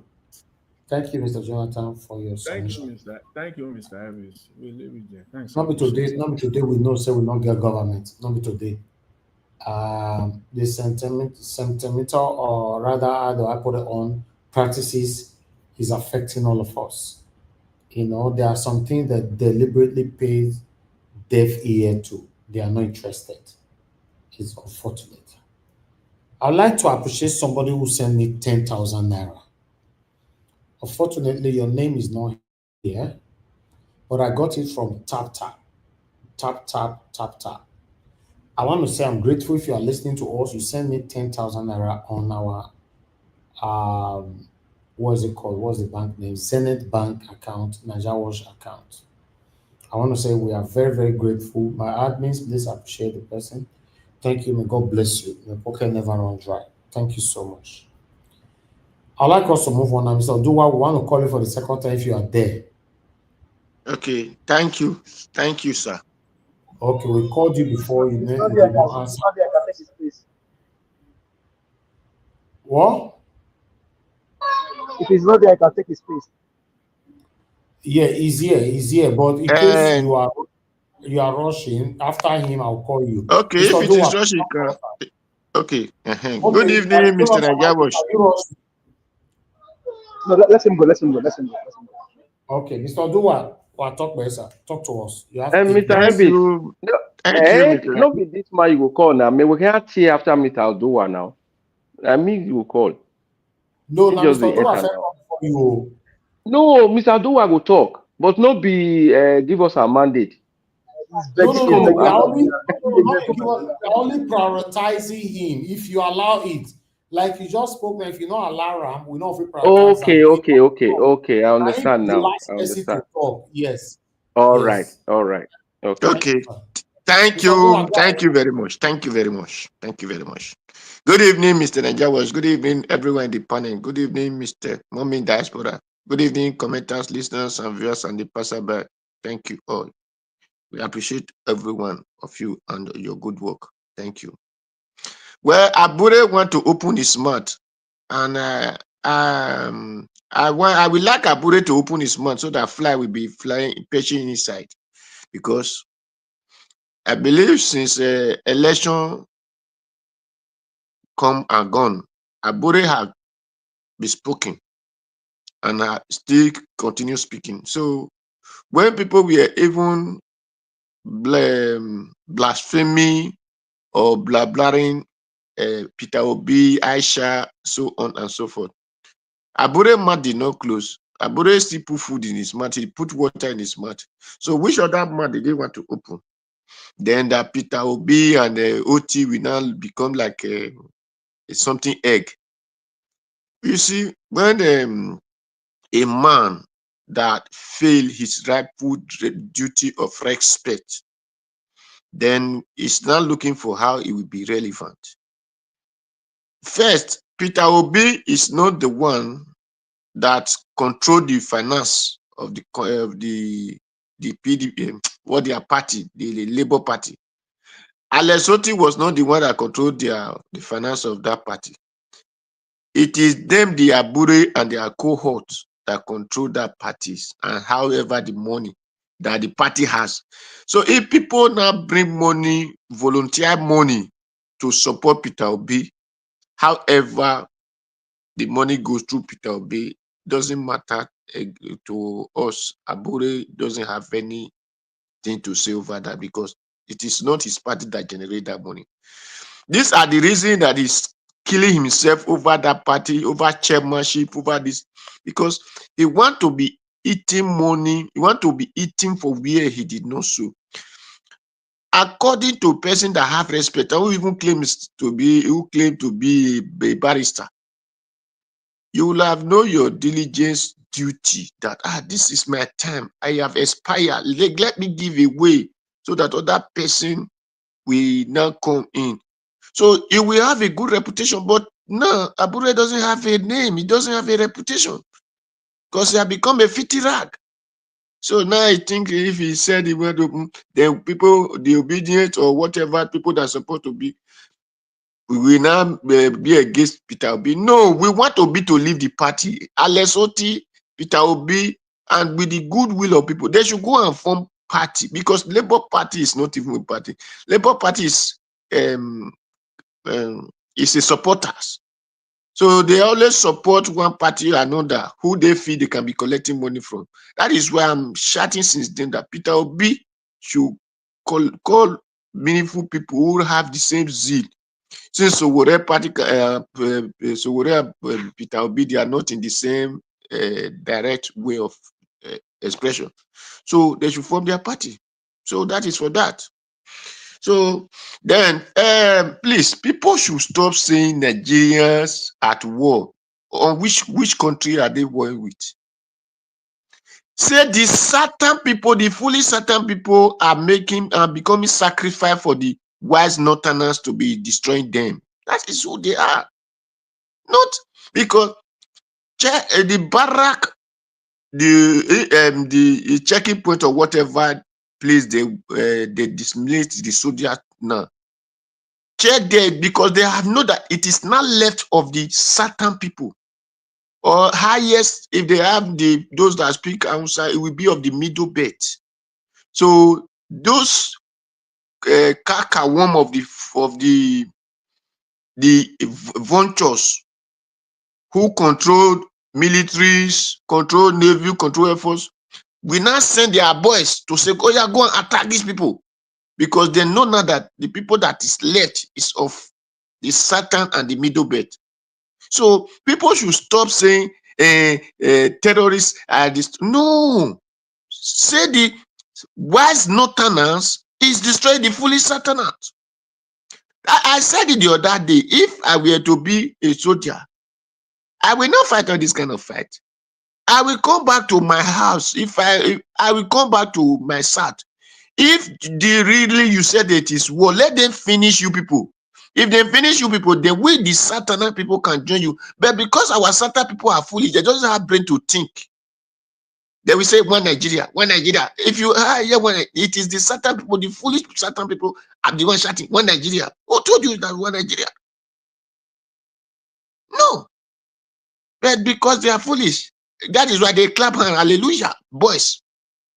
Wherever you push them, go. According to our Baba Fela, say they are absorbing. If you push them right, they follow. Push them left. That is why the certain people will be begging the northern people to give them their own food to eat. The food that come from your house, you will be begging the northern people to let you eat from it.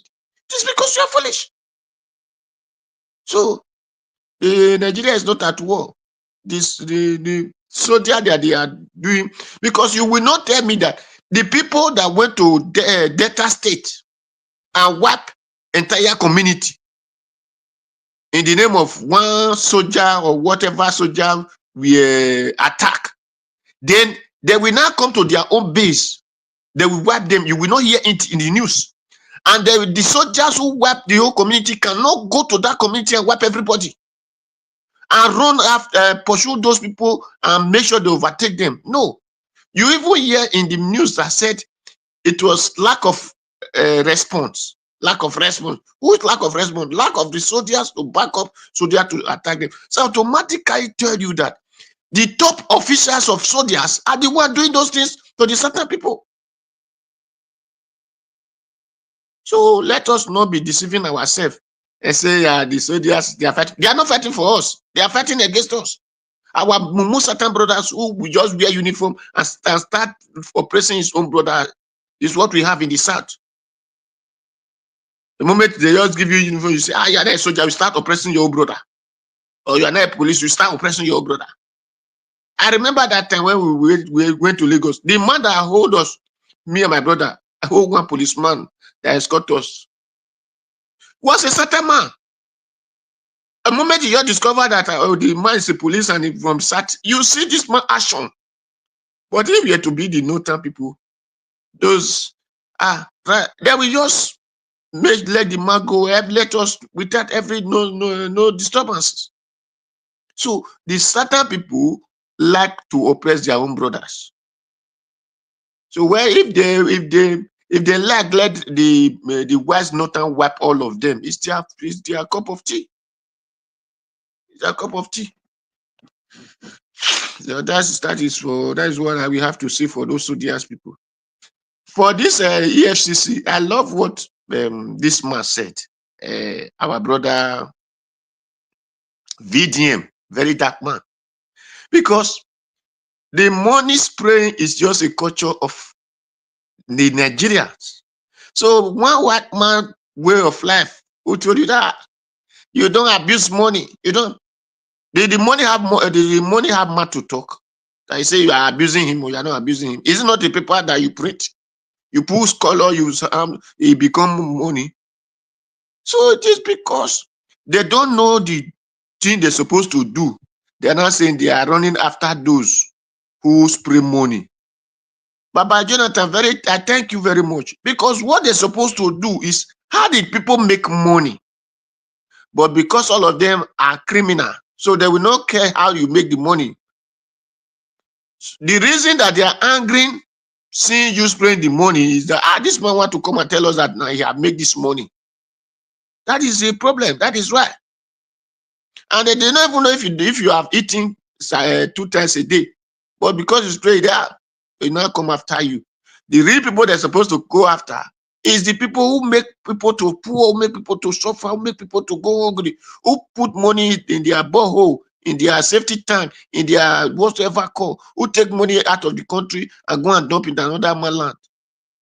While we are there suffering, but they are those ones are the one they are guiding, those ones are the one they are supporting. Black man, certain people like oppression, like to oppress their own self. So the EFCC, let them try and let them go to the. You said you are going to invite him. No, did you invite people? You go and carry them body. Go and carry Tompolo body, and let us see if you were able to cross from that water. So, and it is our culture. We spread money. Even white people have learned it from us, and say, whenever they see go to our party, they spray. They say they look at us doing well, because that is what Africa, a black man, Nigerian man believe on. So, and that is why it's competitive. If you spray 10, the other one want to spray 20, the other one wants to spray 30. It doesn't matter. So that is not what spoil the money. That was not what make the money not to have value. It is because the government officials are criminal. That is why our money did not have value. Because the money that's supposed to be circulating around, they went and keep it in somewhere. So, and there is a culture. Now, let us see how the white man culture want to come and ban what are be existing in the name of they are abusing Naira. So, very dark man did not partial. He said it the way it's supposed to be, which is true. So, that is for that. And the other thing I have to say, that journalist, I love what this man said about that journalist. Those journalists are the most crooked people we have in Nigeria. Because of the food they are eating, because I don't understand how a person see truth and will be telling you, no, don't talk. People are killing people. You people cannot go to farm. If it comes to one side, they will just start shouting, praising. But when it comes to what they're supposed to be showing people, what they're supposed to be talking against, no, they will not say that. They will not show it for I not to see. So I believe those journalists are even, or those journalists, or whether they are Oga, are even among those people that are sponsoring this killer to be killing Nigerians. Because if not, they will not be hiding everything. Al Jazeera will be showing you when Gaza and Israel were fighting. Al Jazeera will be showing you live. But our journalists doesn't go to anything that happened in Nigeria. They always sit down and call you and say, come and say what happened there. I don't know the kind of journalists we have. They can never present anything, say this is life. We are here now. No. I don't know the kind of things that we are seeing in our country. Whether it is human beings that are leading us, or whether it is animal they are. I can't really say. Because if not, they will be doing things the way life's supposed to be. You are saying your brother, they slap your brother. Instead of you to quarrel the person slap your brother, you are telling, no, my brother, don't talk. Don't raise up your hand. Let him blind you. No. So the journalists, they're supposed to put all of them in one place. I believe they're supposed to be in safe anyway. Those our journalists supposed to be in custody, police, prison yard. They're supposed to go to prison and learn. Then before they cannot come back and become a journalist. Because if not, you will be reporting things the way things supposed to be. I love that man by shutting that our journalists up. Let him see the right thing. People are killing Nigerians. People are killing the middle belt. They are killing the Southerner. They are killing the Easterner. They are killing the Westerner. They are even killing some Northerners self. So they can no longer go to farm. They cannot sleep with their two eyes closed. A journalist, people cannot say where it's supposed to be. And that is why I'm telling you, the Nigerian military are complicit among those things that these things are happening. So when the Southern military wake up, this nonsense will stop. They cannot unify themselves. They cannot take decision of their own. So how will killing not continue? When the Southern, let me remove the military safe. When the common Southern outside could not uniform themselves in agreement and say, let us do these things, why wouldn't the Northern people oppress them? So thank you, Mr. Najawash. Thank you very much. Mr. Oduwa, thank you, sir. Thank you very much for your submission. God bless you. Thank you. Okay, I'd like us to come to Mr. Alex Adopikin. Yeah, okay. You're on the backstage. Turn on your camera, we will see you. After 7 years, after 778 years, you don't come join us now. You hide yourself.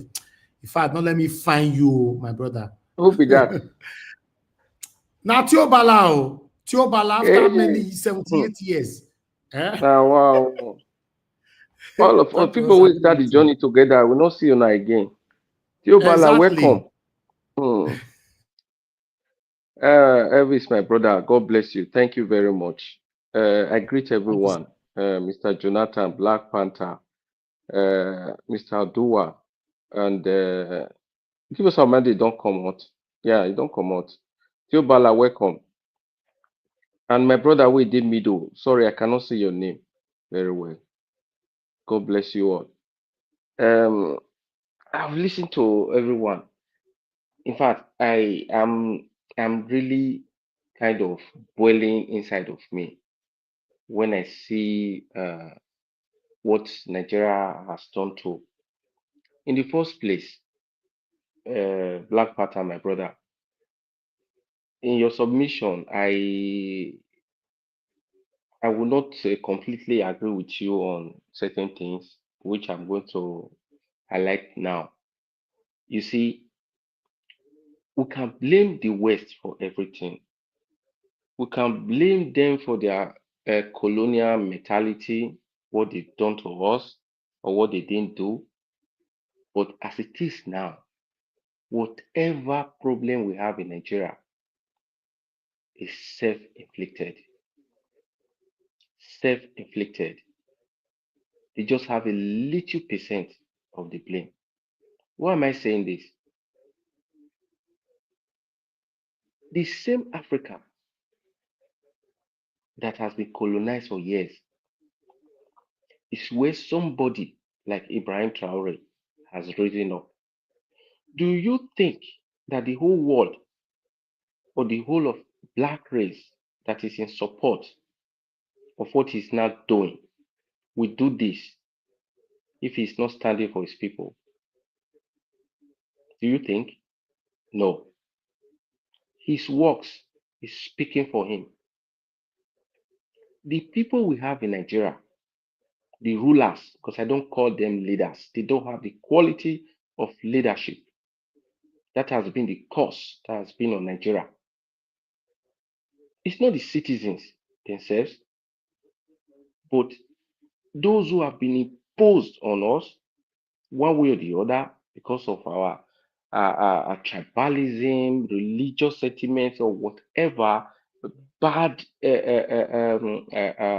institutions are never or will never lead us. The same trend is still what is going on. In all of this, all this pain that the people are going through, all this hardship, all this destruction, who is the president of our country? What is his stand? Okay, this is the same guy that said, grab this power, steal it. It's not going to be safe to you. You have to get it, snatch it, get it. Now he has gotten it. What is he doing with it? What is he doing with it? He has never made a statement. He has never come out to condemn anything. He has never come out to show leadership in any way. He has never, okay, which we're not saying you've been looting the country dry. From generation to generation, you've been doing it. But the way it is now, you want to burn the country completely. You want to make it go down. Okay, when the country get burned, where are you people go to call your home? You now run to these people that are that we are calling colonial masters, which is what it's already doing. So you see, before we blame outsiders, let us come in within us. Come in within us and really think. Is all this chaos, all this problem, is it really because of the outsiders alone?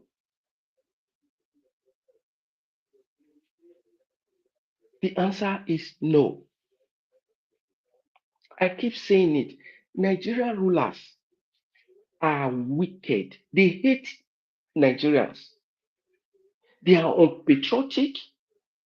They are cowards. Everything that is so negative is what you can associate with them. He wants to go, or his gang, they want to go to London to announce to the world that this is how or what they've achieved. Who does that? In what way are you lifting your people? You know, like which kind of course is this?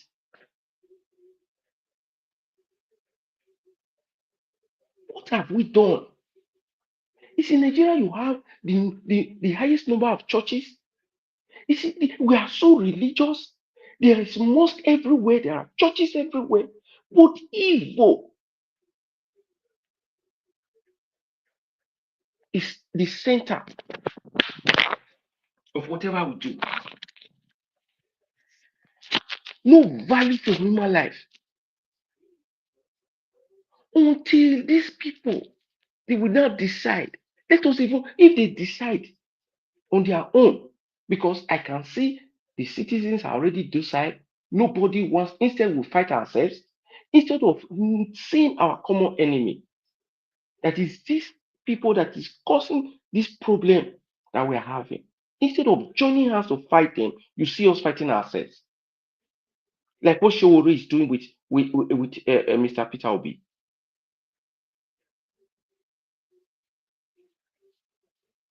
Look at what they've turned our Nigerian army to become. I remember when we were growing up, when you see in Nigeria, any man with uniform, not even the army now, the police, then, come on, you will see the aura, you will see the respect. You see those their uniform, the way iron, you see the way they walk majestically. They are so respected. But what I now see, whenever I'm in Nigeria, I'm so ashamed to see that this is what they've turned to. It was the same military that came out when the people wanted to, if they were protesting that they want a good life. And the military was saying they have intelligence that people want to. You have intelligence for protesters, but now you don't have intelligence that somebody is now coming to you, your headquarters, to destroy you. You don't see that intelligence. You are wasting time. We are wasting time. Let's assume it's the foreigner that is sponsoring these people. What stops you from defending yourself? Because we don't have leadership. We don't have. So if we talk from now till the kingdom come, until these people will get the right people in these positions, I'm sorry, there is no way out. We are still going to be talking about this over and over and over again, and there's not going to be any change. I keep saying it. It still lies in our hands. It still lies in our hands.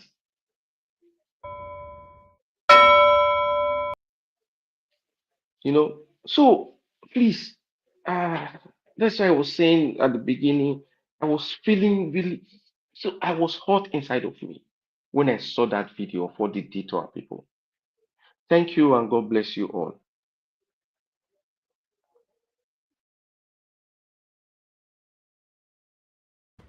All right. My big brother, Mr. Alex Ado, thank you very much, sir. Thanks for your time with us today, and thanks for that wonderful submission. God bless you. Thank you. I'd like us to quickly hear from others right now. Let me move on now to the next person here. Black Panther, please talk to us. Okay, I think so. We don't lost you there. You're not even there. I thought it's still Bala. No, it's not him yet. Black Panther don't talk to us already now. Black Panther, you don't give your submission already. Okay. Let me come to Tiobala. Abdul Malik never talked to us in any way. Tiobala, just hold on. Let me come to Abdul Malik. Abdul Malik, please talk to us. Good evening to you, sir. Talk to us. Yeah, good evening, Mr. Nigeria. Good evening, everybody at the panel. Good evening, Nigeria. You see, this Tompolo of a thing, this issue, you know, there is nobody is above the law, and there is nobody is above government. When governments mean you, no matter how long it takes them, they will get you down. In a decent society where we have rule of law, the problem we have in Nigeria today, that is the reason why the country is not moving forward. Because Nigeria is abnormal, it's not normal. In a decent society where law is working, they abide law to their citizens. No matter how you reach or how you have influence, they don't take it. That the law must bind on you. That's what makes country work. That is the problem we have today in Nigeria. Those are society they are entry, understand? That's why they don't talk to themselves. Even the person is doing bad thing, they will allow him to be perpetually evil, which is very bad. You see, the country we are today is just like there is a set of people, they are declining, they are demolishing Nigeria.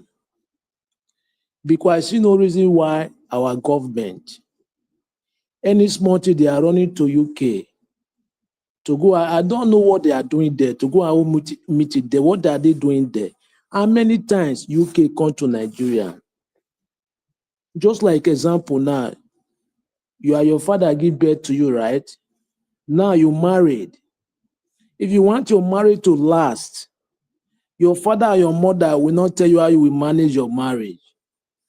They may advise you, but as a reasonable somebody like you, if you have sense, you know what to do. That will make your marriage last. Yes, nobody will control your marriage for you. Yes, but in Nigeria, every time they run to UK to go and meet it there, they run. What are they doing there? For the first time, what are they doing there? How many times UK come to Nigeria to tell them what they are planning? If they are not stupid, they are not foolish. Yes, they are foolish, they are stupid, they don't know how to govern the country. That's why the country is in mess today. Common insecurity, you cannot fight. You cannot borrow money to equip your soldier, right? But you borrow money to buy unnecessary and essential something that is not necessary. How can the country move forward? It can never move forward that way. Why can't you borrow money to equip those soldiers? They fight those terrorists.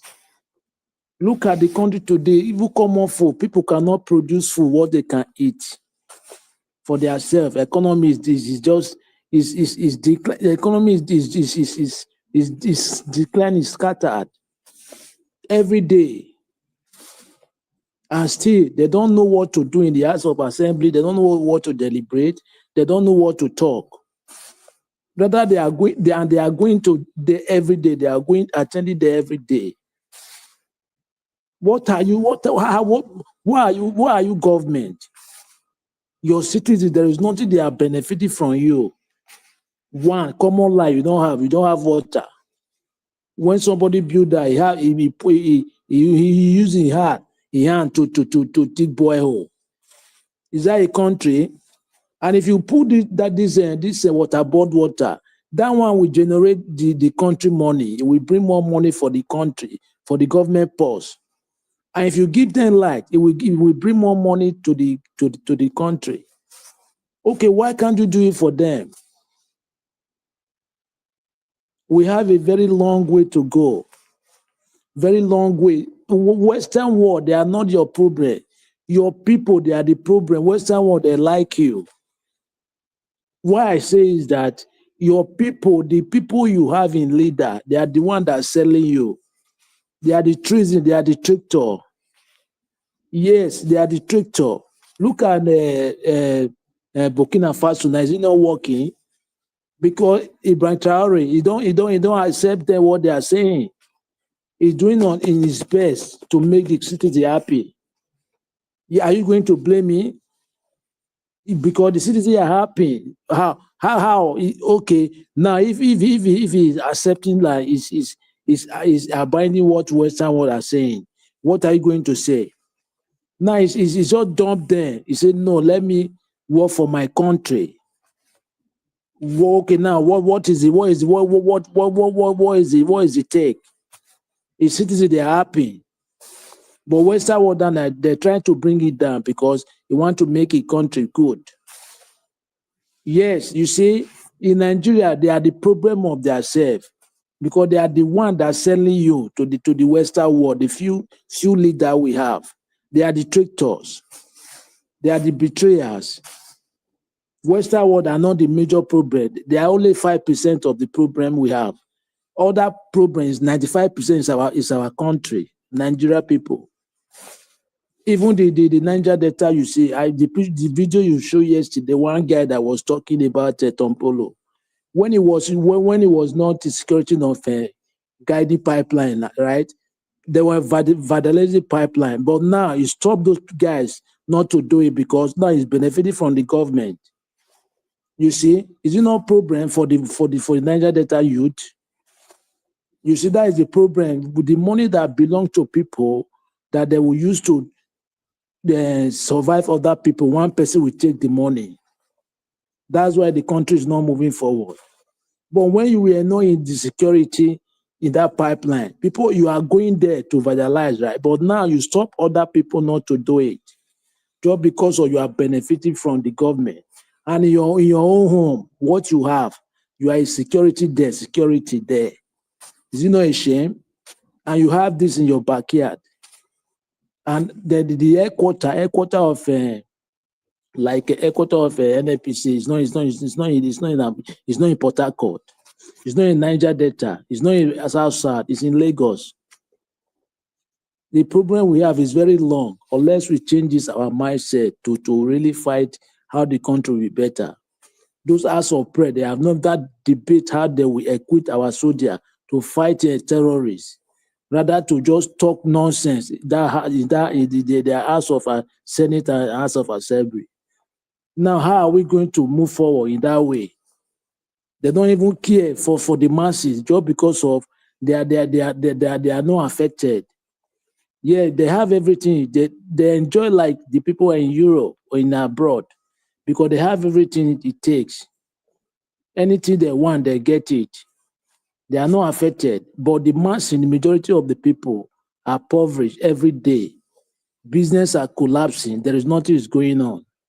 People are crying. Look at the VM video I watched today. Somebody is crying because in the Lagos State government, the guy is frying akara. They pack all his property, something like that. Is it not wickedness? You are just trying to affect your citizens to be poorer every day. Other countries, they are better their citizens.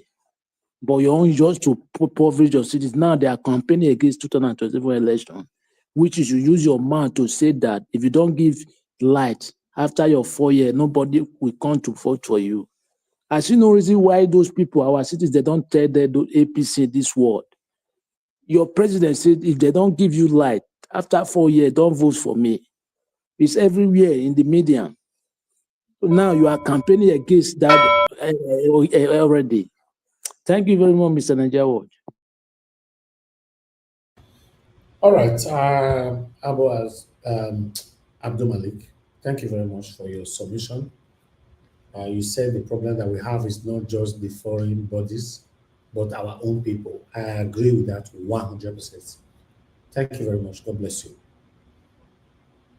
Tiobala, finally, we have you on the show. Don't leave us for straight for tele. How far? Good evening to you, my brother. Talk to us. So, but like, not the talk, we not hear you. Human capital development, you don't come. Your audio not good though. Can you hear me? Okay, we can hear you now. Finally. Okay, thank you so much. Welcome, welcome. Welcome. Fiber optic cable. Welcome, Yes. sir. You're on point. Thank God you are with me right now. What does that mean? I am not with you. I cannot be with you. Welcome. We are just greeting you. Welcome. Okay, sir. No problem. Better be.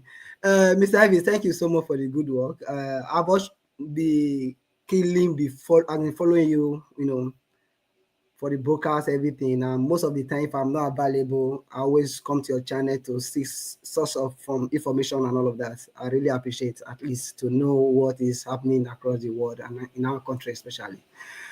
Yeah, I would like to start with the issue of insecurity. But before then, while I'm actually making reference to that, I also want to also make reference to one of the videos you showed yesterday or day before yesterday, one of those regarding one of the achievements of one of the ministers that we have in the country, Nigeria. Yeah, regarding those passports and some other things they have worked on over time. And this is a welcome development, and we are happy that in some aspect Nigeria is moving in the right direction, while in some aspect they don't want to move in the right direction. That is the more reason I actually want to make some contribution in regard to the area of insecurity. First of all, I want to thank Alex Edo-Pikin and Adu Malik. Alex Edo-Pikin have actually said so much regarding the issue, people blaming the Westerners, that they are the major problem we are facing in the country. And in my own opinion, I totally disagree with whoever that is blaming the Westerner for our problem. And except maybe I don't understand when you use the word Westerner. If you are referring to America, or you are referring to if you call the people in the maybe Arab world or whatever Western altogether, I may have some agreement in some area, because as we all know today, the world in general is going through a lot. It's not just in Nigeria we have the issue of insecurity. Just that in Western world in particular, like in the US, in the UK, they have a system that enables them to contain this issue. That, whenever those terrorists or the perpetrator, commit such havoc, there's always a way to find them and prosecute them.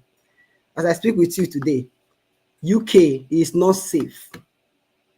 US is being gradually taken over by some persons who believe they want to conquer the world.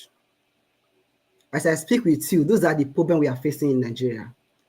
Yes, the government are not doing enough, but you have to trace it back. Where is this sponsoring coming from? There are some, powerful countries in the world, not even the US, most of the people are even focusing on. I remember recently when Traore, was trying to do one or two things for his own people in his country. I remember one of the country in the world proposed they want to build one or two things in their own states. Why? Because they want to promote one particular agenda. As a result of that, in promoting that agenda, do you know what follows? You and I know. There's no mercy. That is what is happening in Nigeria as we speak today.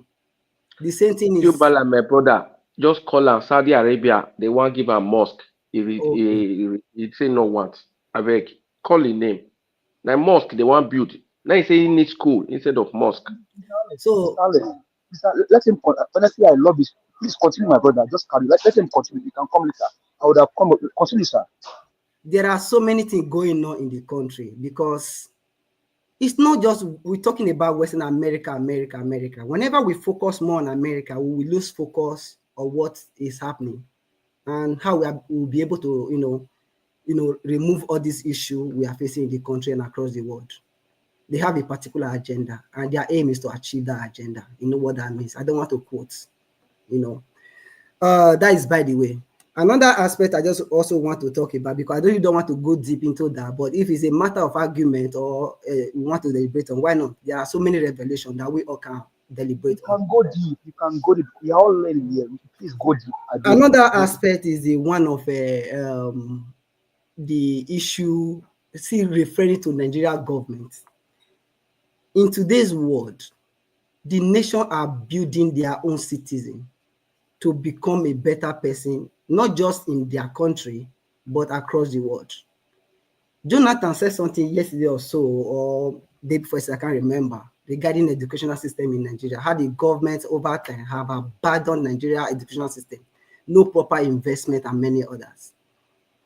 Today, due to tariff that Donald Trump has imposed on China and all of that, some major companies have relocated their businesses from China back to India. And you know what that means? Why? Because they have the population, they have the manpower for manufacturing and all of that. Nigerian youth are one of the smartest persons on planet Earth. But our educational system is not helping us to foster that growth. Whether we like it or not, for a nation to be better, there are key factors that must be concentrated on. One is the one somebody mentioned here, which is the human capital development. And in order for us to achieve that, we must need lights, we need internet, we need electricity, and so many other things. In addition to that, we need good policies in our educational system. Because you cannot tell me that after graduating as an engineer, for instance, or a university like University of Benin or University of Lagos, when they want to construct bridge across their, maybe in front of their gate or wherever, they will not go and invite Chinese to come and help them do their bridge and all of that. Meanwhile, we have a civil engineer, we have professors in that university. Meanwhile, we want to build software, we have computer science and many other engineers within the campus that can help you build that system and all of that. Then you see go and call Chinese and all of that. Why? Because the system over the years have collapsed. Why? In the education system, what they do is just to groom people to have certificates, not the learning ability or to acquire skills. How? It's only in Nigeria I have known that you only go for final exam to go and write exam just to get A. Then after you make first class 2-1 and all of that, they say you are a scholar. Meanwhile, when you meet with your counterpart across the world, you have to start all over again, start learning some other basic thing that you need in the development of the world, technology and all of that. This thing will in turn affect our military. It will in turn affect our transportation, food production, agricultural system, and many other things. Why? Because the people that are graduated out of the university are not employable or are not capable enough to producing the needed software or system to be able to foster that country for economic development. So all in all, we may want to blame the West for all we want, but the problem remains our system. The government are not doing enough to be able to know what is good enough for the people. Even when they know, they will use corruption to spoil everything. This brings me back to the policies and regarding the e-passport system. I remember back then, before you get your passport, you know what it takes. Entering and exit, you know what it takes. If a minister can do that, why can't the Westerners stop that minister not to do that project? They would have as well stopped that one. And again, the Western world can only propose a policy for you. They will not force you to implement that policy. Thank you. So That's my word. It is very important that we should, aim towards getting a reliable and a good leader that will be able to lead this nation, Nigeria. Then that we have the interests of the Nigerian people at heart, that we listen to the people, not the current Senate that we have, that is a rubber stamp assembly, whatever they call them, only yes to the president. There's no debate and all of that. We don't want that. So if we can have a good leader, that is the reason why up till now I still recommend the person of Peter Obi, though I have my own reservation. All in all, we all need to come together as a people to be able to, promote one agenda like electoral system, like as it's currently going on right now, electoral reform, then citizens' rights, and many others. So I want to really beg each and every one of us. There is work going on, not just in Nigeria, across the world. Even the Western world are feeling the heat. As I speak with you right now, there is a state or city in Canada that you cannot measure some kind of thing. If you measure it there, and they are even trying to bring in their law into Western law, just to suit their narrative, to be able to carry out their perpetrators. It's just a matter of time. All these things will explode. So that's just what I want to say. God bless you. And thank you, Mr. Elvis. Tio Bala. Thank you, my brother, for coming in to put your voice to this today. I appreciate you, my brother. Thank you so much. Thank you, sir. I've always said that. Yeah, 1 minute. I've always said in the past that the international body are not the problem that we have in Nigeria. Yes, like Tio Bala. Mr. Najawat. Yes, sir. Mr. Najawat. They are the problem we have in Africa. If nobody understand it, we should go and read. One of the thoughts say we go define ourselves, so we don't give ourselves light. Sit down, your seat belt and sit down, my friend. Sit down. No, they are not. They are not. How can you say you won't give your own citizen light and water for 60 years? Hold on, Lapata. Just hold on. Lapata, you don't like to ask a question on your own self. If you are the president of the Federal Republic of Nigeria today, and someone from the UK or France, in the name of is a president or a leader, asking you to impoverish your people to please them, will you do it? Just go straight to the point, please. Do you know that question is two-sided, two-way? If I'm corrupt, wait now, this my beg, wait, go and read books, I beg. Wait. Get somebody upset here. If I'm corrupt, will you do it? I will do yes it. Or no? Eh? Corrupt, I will do it. If I'm not corrupt, I will not do it, but they will come after my life. People now, that's imperialism. You will do it. You will do it. If you are corrupt, hold on. You will do it. You said you are corrupt. You will do it. I will do it if I'm corrupt, yes. So now let's assume you are corrupt. You ended up doing it. Should we blame you or the foreign bodies? You will blame the foreign body because they want somebody that is corrupt to be a head of affairs of the seat. What do you mean blame? What do you mean blame foreign body? Oga, wait, I beg. Black Panther, make you now Wait. Let me explain something. Let me explain something. Calm down. You are too focused on this. Let me explain something. Black Panther, you know, Black Panther, you don't read too much. See, Jonathan, when Jonathan was in power, Forget. Wait now, not like people they go in history. We don't move on without not going to history. Oh, wait, I don't want to make you talk now. Because what you want to talk now go make sense to me for now. Maybe what you not go make sense? What you know? They don't tell you many times for a year. You not believe them. That's the problem we have. You not believe. You don't answer my question. I don't speak. Don't worry. You pause first. Give us. You don't believe them. You see the talk say na Nigeria they do Nigeria. Sit down now. Thank you. Mr. Elvis, thank you very much. Can you hear me, sir? Yes, clear. I greet you, Mr. Elvis. Thank you very much. God bless you. Mommy Diaspora, I love you, and I'm saying this with all of my heart. I'm saying this with emotion in me. I love you, Mr. Elvis. You are a brother from a far distance. God bless you. Siobala, we may disagree on some certain things, but what you said today, honestly, and talking now.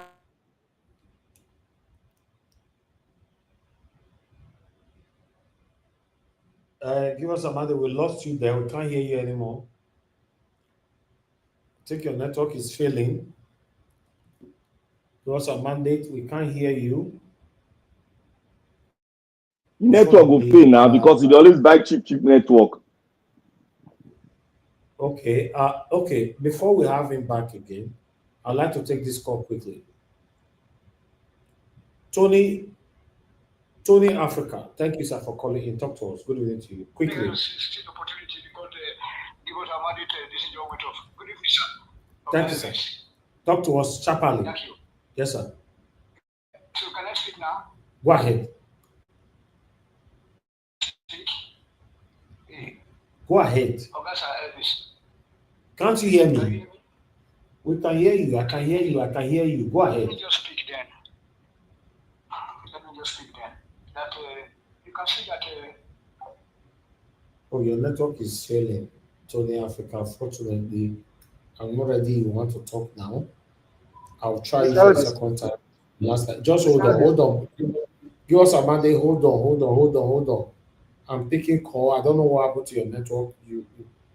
Tony Africa, I believe your network is also failing as well. So fortunately, you might not be able to speak right now.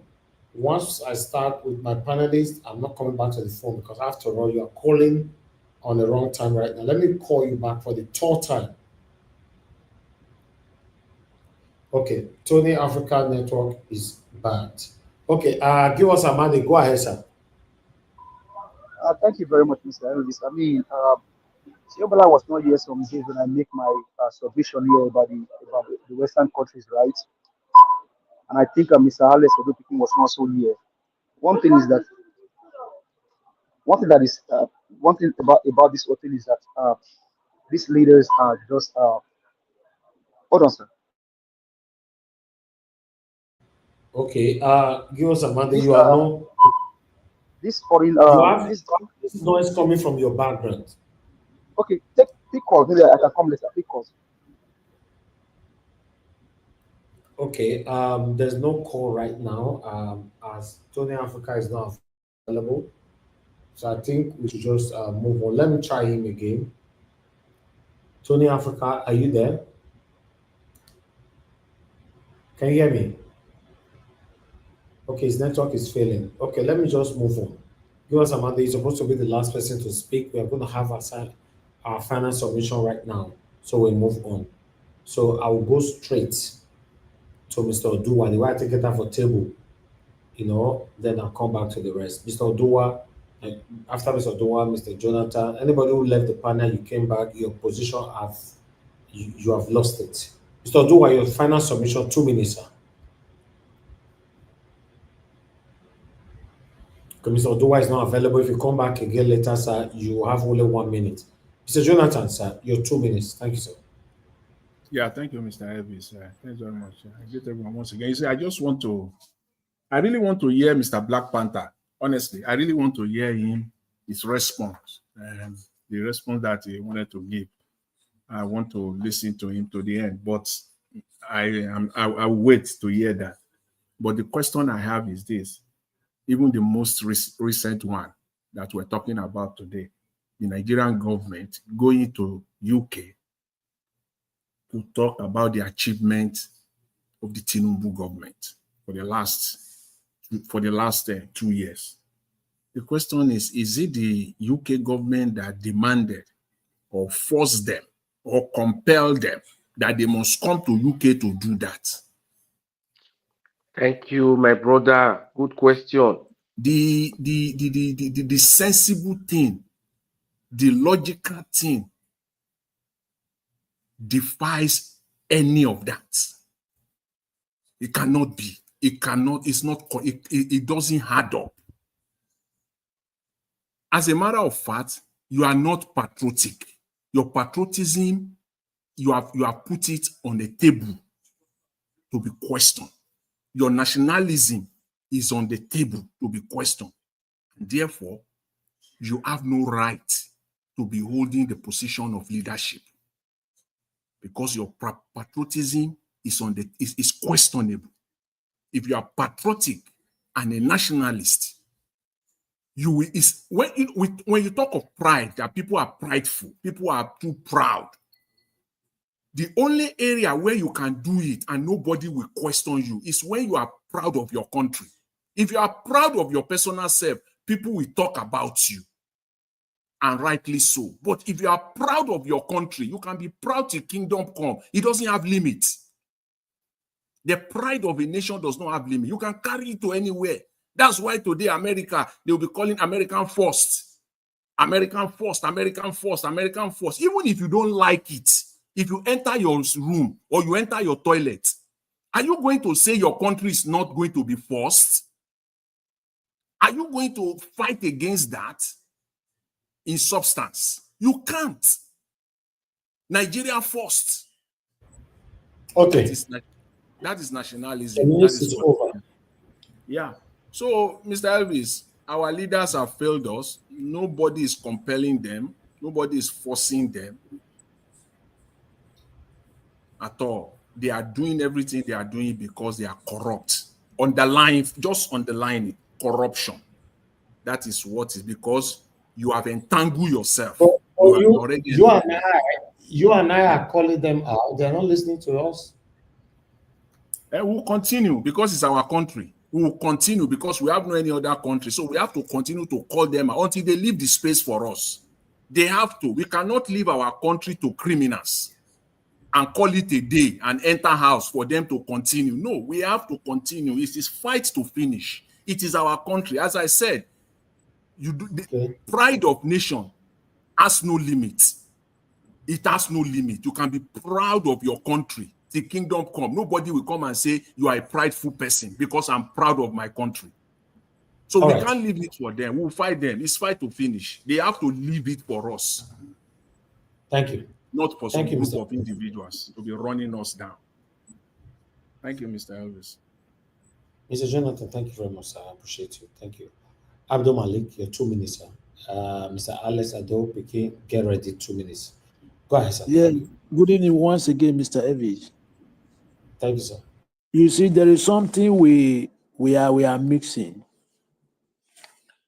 We are not baby, and if you have wisdom, there is something that will tell you, you will know, or there is something you will view, understand, you will know this thing is not normal.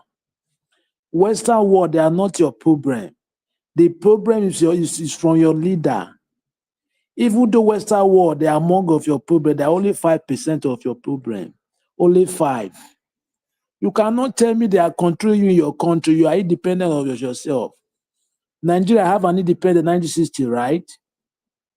Okay, why are you taking your problem to Western world, to the UK?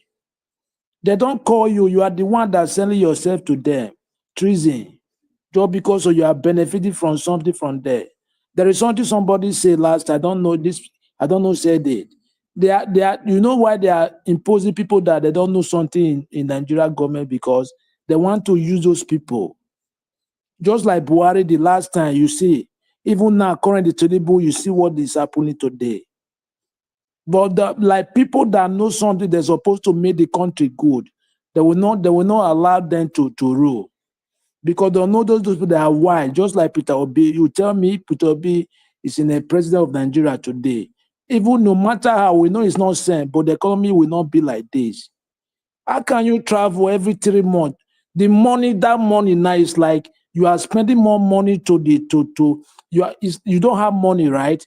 Okay, why can't you economize? You are now spending more money to travel here and here and here and here. Is it not stupidness? Is it not madness?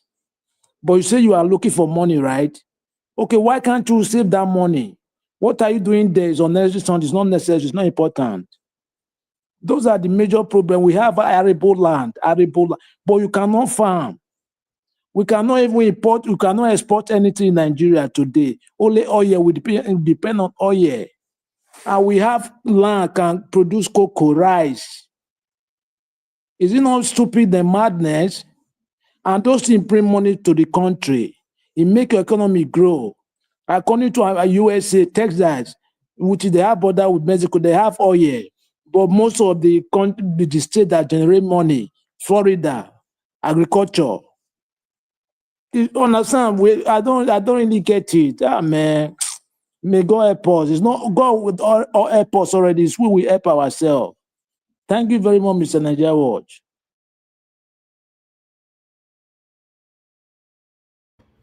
All right. Thank you very much, Abdul Malik. God bless you, sir. Thanks for your time with us today. I appreciate you. Mr. Alex, please talk to us, sir. 2 minutes. Okay. Thank you once more, my brother. Like Mr. Jonathan just said, it is not their country, it is our country. So the fight, we will take it to them. We will not give up. It is this thing that you've been doing since years that we'll be crying, town crier, we'll be shouting try to empower our own people so that they will know their right, to know that this thing it's not a battle that is just you just fight one battle and you think it's no, it's a continuous thing until we are able to get the right people so that the potentials that we have will come to limelight. We will not give up. We will not give up. And in doing that, we have to say the truth to ourselves, tell ourselves the truth. You know, in doing all of this, we have to know where the problem is so that the solution will be tailored towards it. You know, blaming others, even in your own life, in real life. Anybody who is succeeding in life, don't blame people. You don't. You find solutions to problems. That's the only way you are going to succeed. Because at the end, it is the solution that counts, not the amount of problems. So when we get this right and put this in the right position, in the right place, that our problem is not external, that it is internal, and that it lies with us, I think we'll be able to find the solution.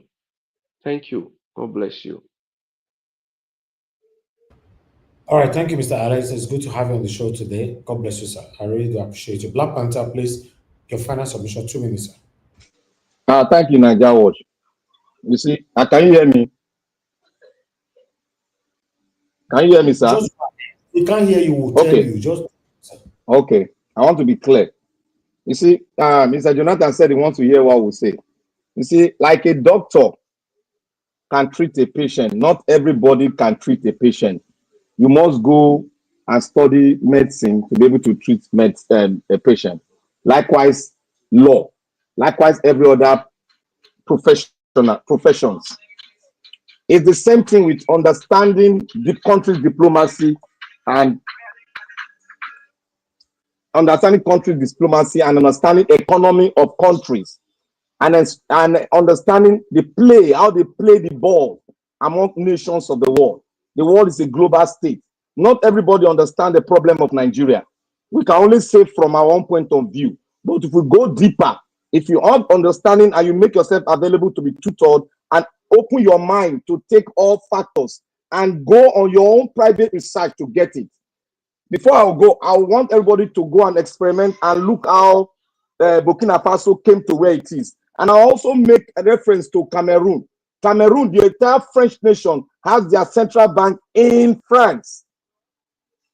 In France, do they not have patriotic people there? That is what we call imperialism. And I want to define it. Imperialism is a state of policy, practice, or advocacy of extending power and dominion, especially by direct territorial acquisition and by gaining political and economic control of other areas. It is practice of a nation forcefully imposing its rules of authority over other nations, typically involving the unprovoked use of military force. Imperialism also can be achieved through hard power, that is military and economic power, but also by soft power, that is diplomatic power and cultural imperialism. See, we need to go and study hard what imperialism and what brought about slavery and why they call Africa the birth of what they call it, where civilization start from. We need to go and study broadly. We have our own peculiar problem within us. That is tribe, religion. But the question we should ask ourselves is that why on earth will a nation go and look at other nations? You say we are different, we are diverse. While on earth for over 60 years, you don't have light, you don't have water, you don't have electricity, you don't have the basic thing that will make your life better for over 60 years. And you are telling me that somebody there is having that mind to stand on that premises that I'm not going to give my brothers and sisters light and water. Is that, can you think about that? We have our own peculiar problem, but there is something controlling that thing in Nigeria that we need to know. But the picture brought forth to us is that, oh, it's only corrupt. Is Nigeria the most corrupt nation in the world? No. Go and look at Colombia. Colombia is highly corrupt, but they have light. They have access to water. We don't have it. We have money. Look at Cameroon. They have oil. They have light. They have access to water, but they don't have good functioning government because the imperialists are involved. Go to South Africa. They have everything, but the imperialists, they're broken away from it. Go to Mozambique, the Southern Africa. They're broken away from the imperialists. We in the Sahel, we are still there. We are still acquiring their technology. We don't want to look inward because they are in control. They've gained the territorial, they gained the territorial space of Nigeria. They've gained it. They don't want to leave it because without us, they cannot exist. And you people will come out here to think that Nigeria issue is just internal. Oh, our people don't like ourselves. That is a lie. Go and look at Awolowo's speech, what he made about the Southwest. He was ready to do it, but they refused to make Awolowo the president of Nigeria. Why? Because of the imperialists out there. Thank you, Nigeria. And I hope to one day we'll bring somebody that will extend this explanation because out there they know what I'm talking about. All right. Black Panther, thank you, my brother. I appreciate you. Yes, hopefully that one day we are looking forward to it. Thank you. I'd like us to just move on to the next person. Please mute yourself, Tiomala. Mute yourself, sir, please. Thank you. I'd like us to move on to the next person so that we can take this quickly and round up. The last person on the panel to give submission, give us a mandate. Your final submission, 2 minutes if you're available. If not, I'm moving on. You are not talking. Yeah, I'm here, sir. Can you hear me, sir? Go ahead. Now we can hear you. You have only 2 minutes. Can you hear me? Go ahead. We can hear you.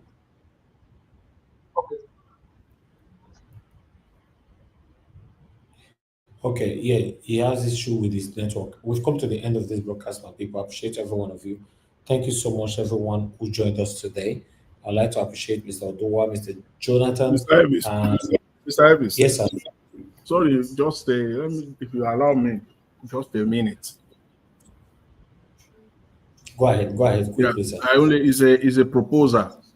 I just want to put it out to you, and it's something that I should put out for everyone to listen to hear.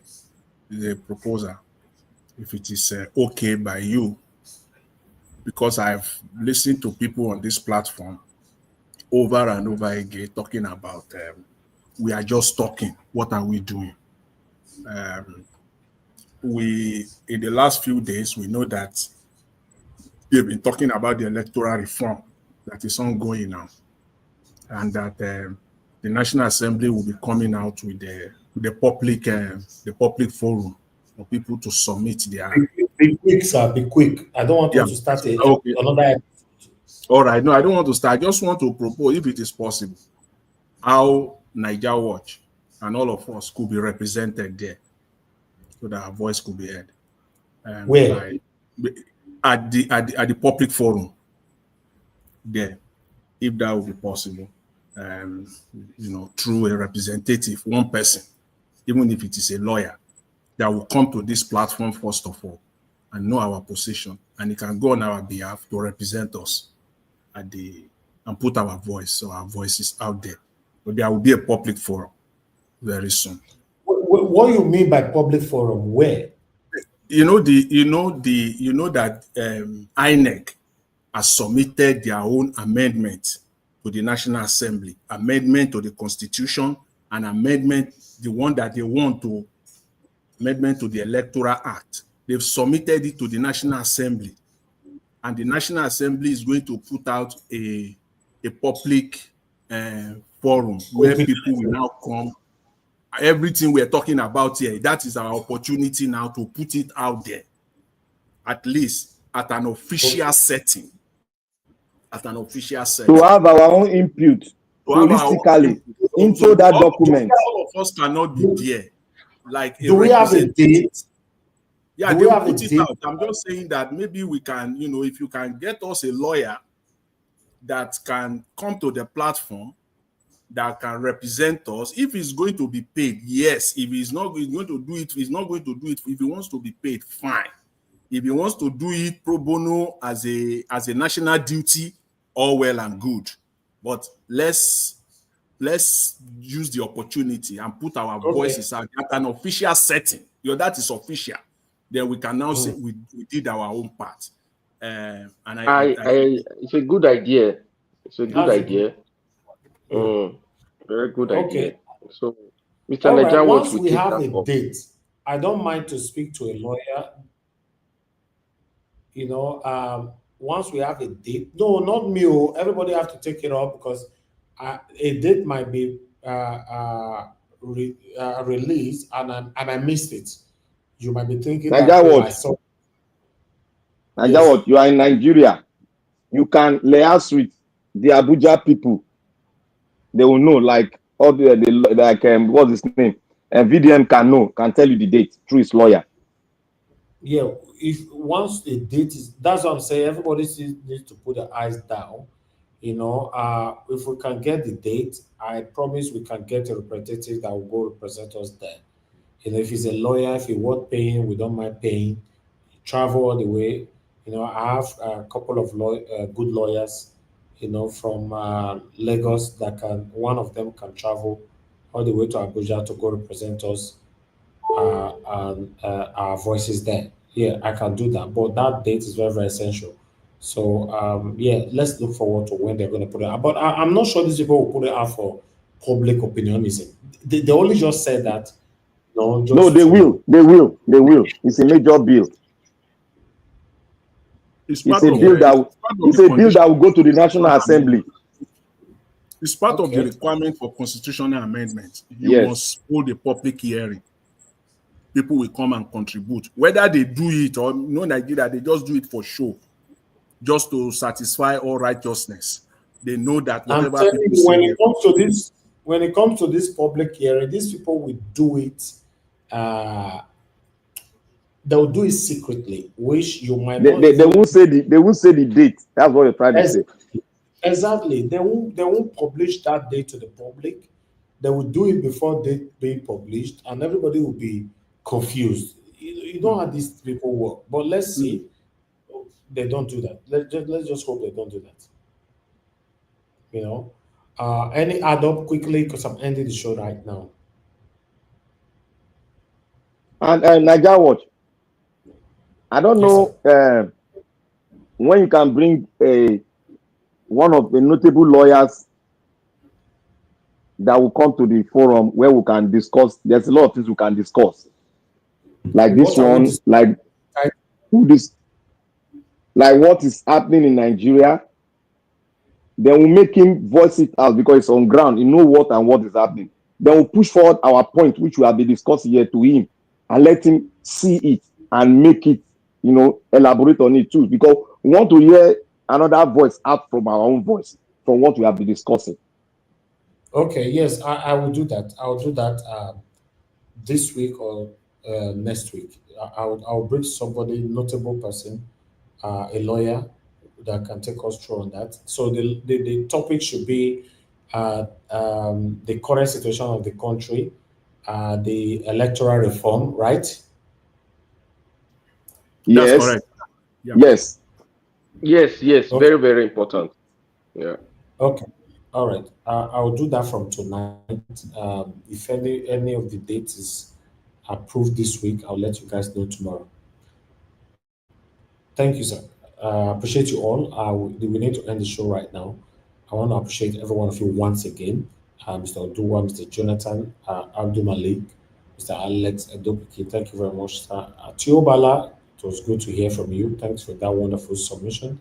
Black Panther, my brother, thank you very much. I appreciate you all, my people. Give us a mandate. Thank you very much. The network did not allow you to flow. Well, I appreciate you. Mother Deborah, thank you very much for your call earlier on. I appreciate you. Tony Africa, you tried calling in. Fortunately, your network did not allow you to pass your submission, but that's cool. The only person that superchatted this platform today, Kingsley Ogera, thank you very much, sir, once again. God bless you. I appreciate you. My people, write down the comment section. Mother of all mommy diaspora, thank you very much, mommy. I appreciate you always for all that you do for us here. Thanks for the prayers, encouragement, support, and otherwise. I appreciate you. Thank you, Abu Azi. God bless you. Thanks for your selfless service. I'm very, very grateful.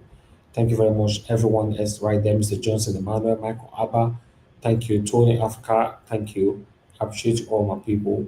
Thank you, Debsy. God bless you. I appreciate you all. Thank you so much, everyone right there. Uyi Desmond, Mother Peggy Monday. Thank you very much. Mother Stella Masaredo, thank you very much, man. I appreciate you. Eva Lion, thank you very much. I appreciate you. Ariza Shukuma, thank you, thank you, thank you, thank you. Bex Max, thank you, my people. God bless you all. We've come to the end of the broadcast, my people. I'll see you guys, fingers crossed, tomorrow so that we can continue from where we stop. Endeavor to subscribe to our channel, hit the notification bell in case whenever we upload the pre-recorded videos, you'll not be missed out. Or whenever we are live like this, your opinion can be put into the broadcast. So that's why your subscription is very, very important and your notification is very, very important if you turn it on. In case it's your first time on this platform, we get subscribers every day. You are wondering what is the platform all about? I would like you to know. It's a straightforward thing. We just want a better Nigeria in our time. As you and I know, particularly since I was born, I've not experienced a better Nigeria or a better government. So that's what we are clamoring for. That's why we're pouring our plight here every day to see how we can have that better Nigeria in our time. Even though you and I know that we all are getting old, 88 years might look small when 3 satanic leaders come into power as president. If you put those 3 together, 8 plus 8 is 16, and you put another 8 is 24. If you add 24 to your age today, bro, we are getting old. So that's why we're putting our voices here. If that's the reason why you are here, you're in the right place. But if you are looking for where to support the satanism, to support the satanic government that have been impoverishing you and I since Nigeria was created, probably, or rather, since 1999 till now, then this is not your place. We have some of these satanic platforms on YouTube or every other social media platforms. Locate them and join them and practice your satanism there. My people, we've come to the end of the broadcast. Take care, my people. Good night and bye for now.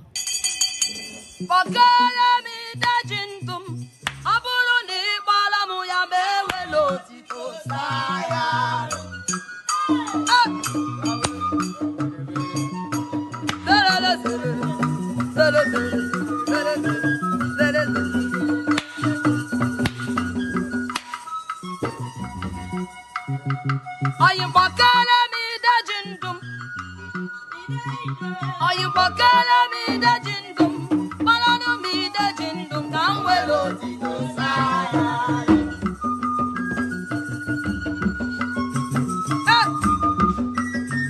Abiam nalo.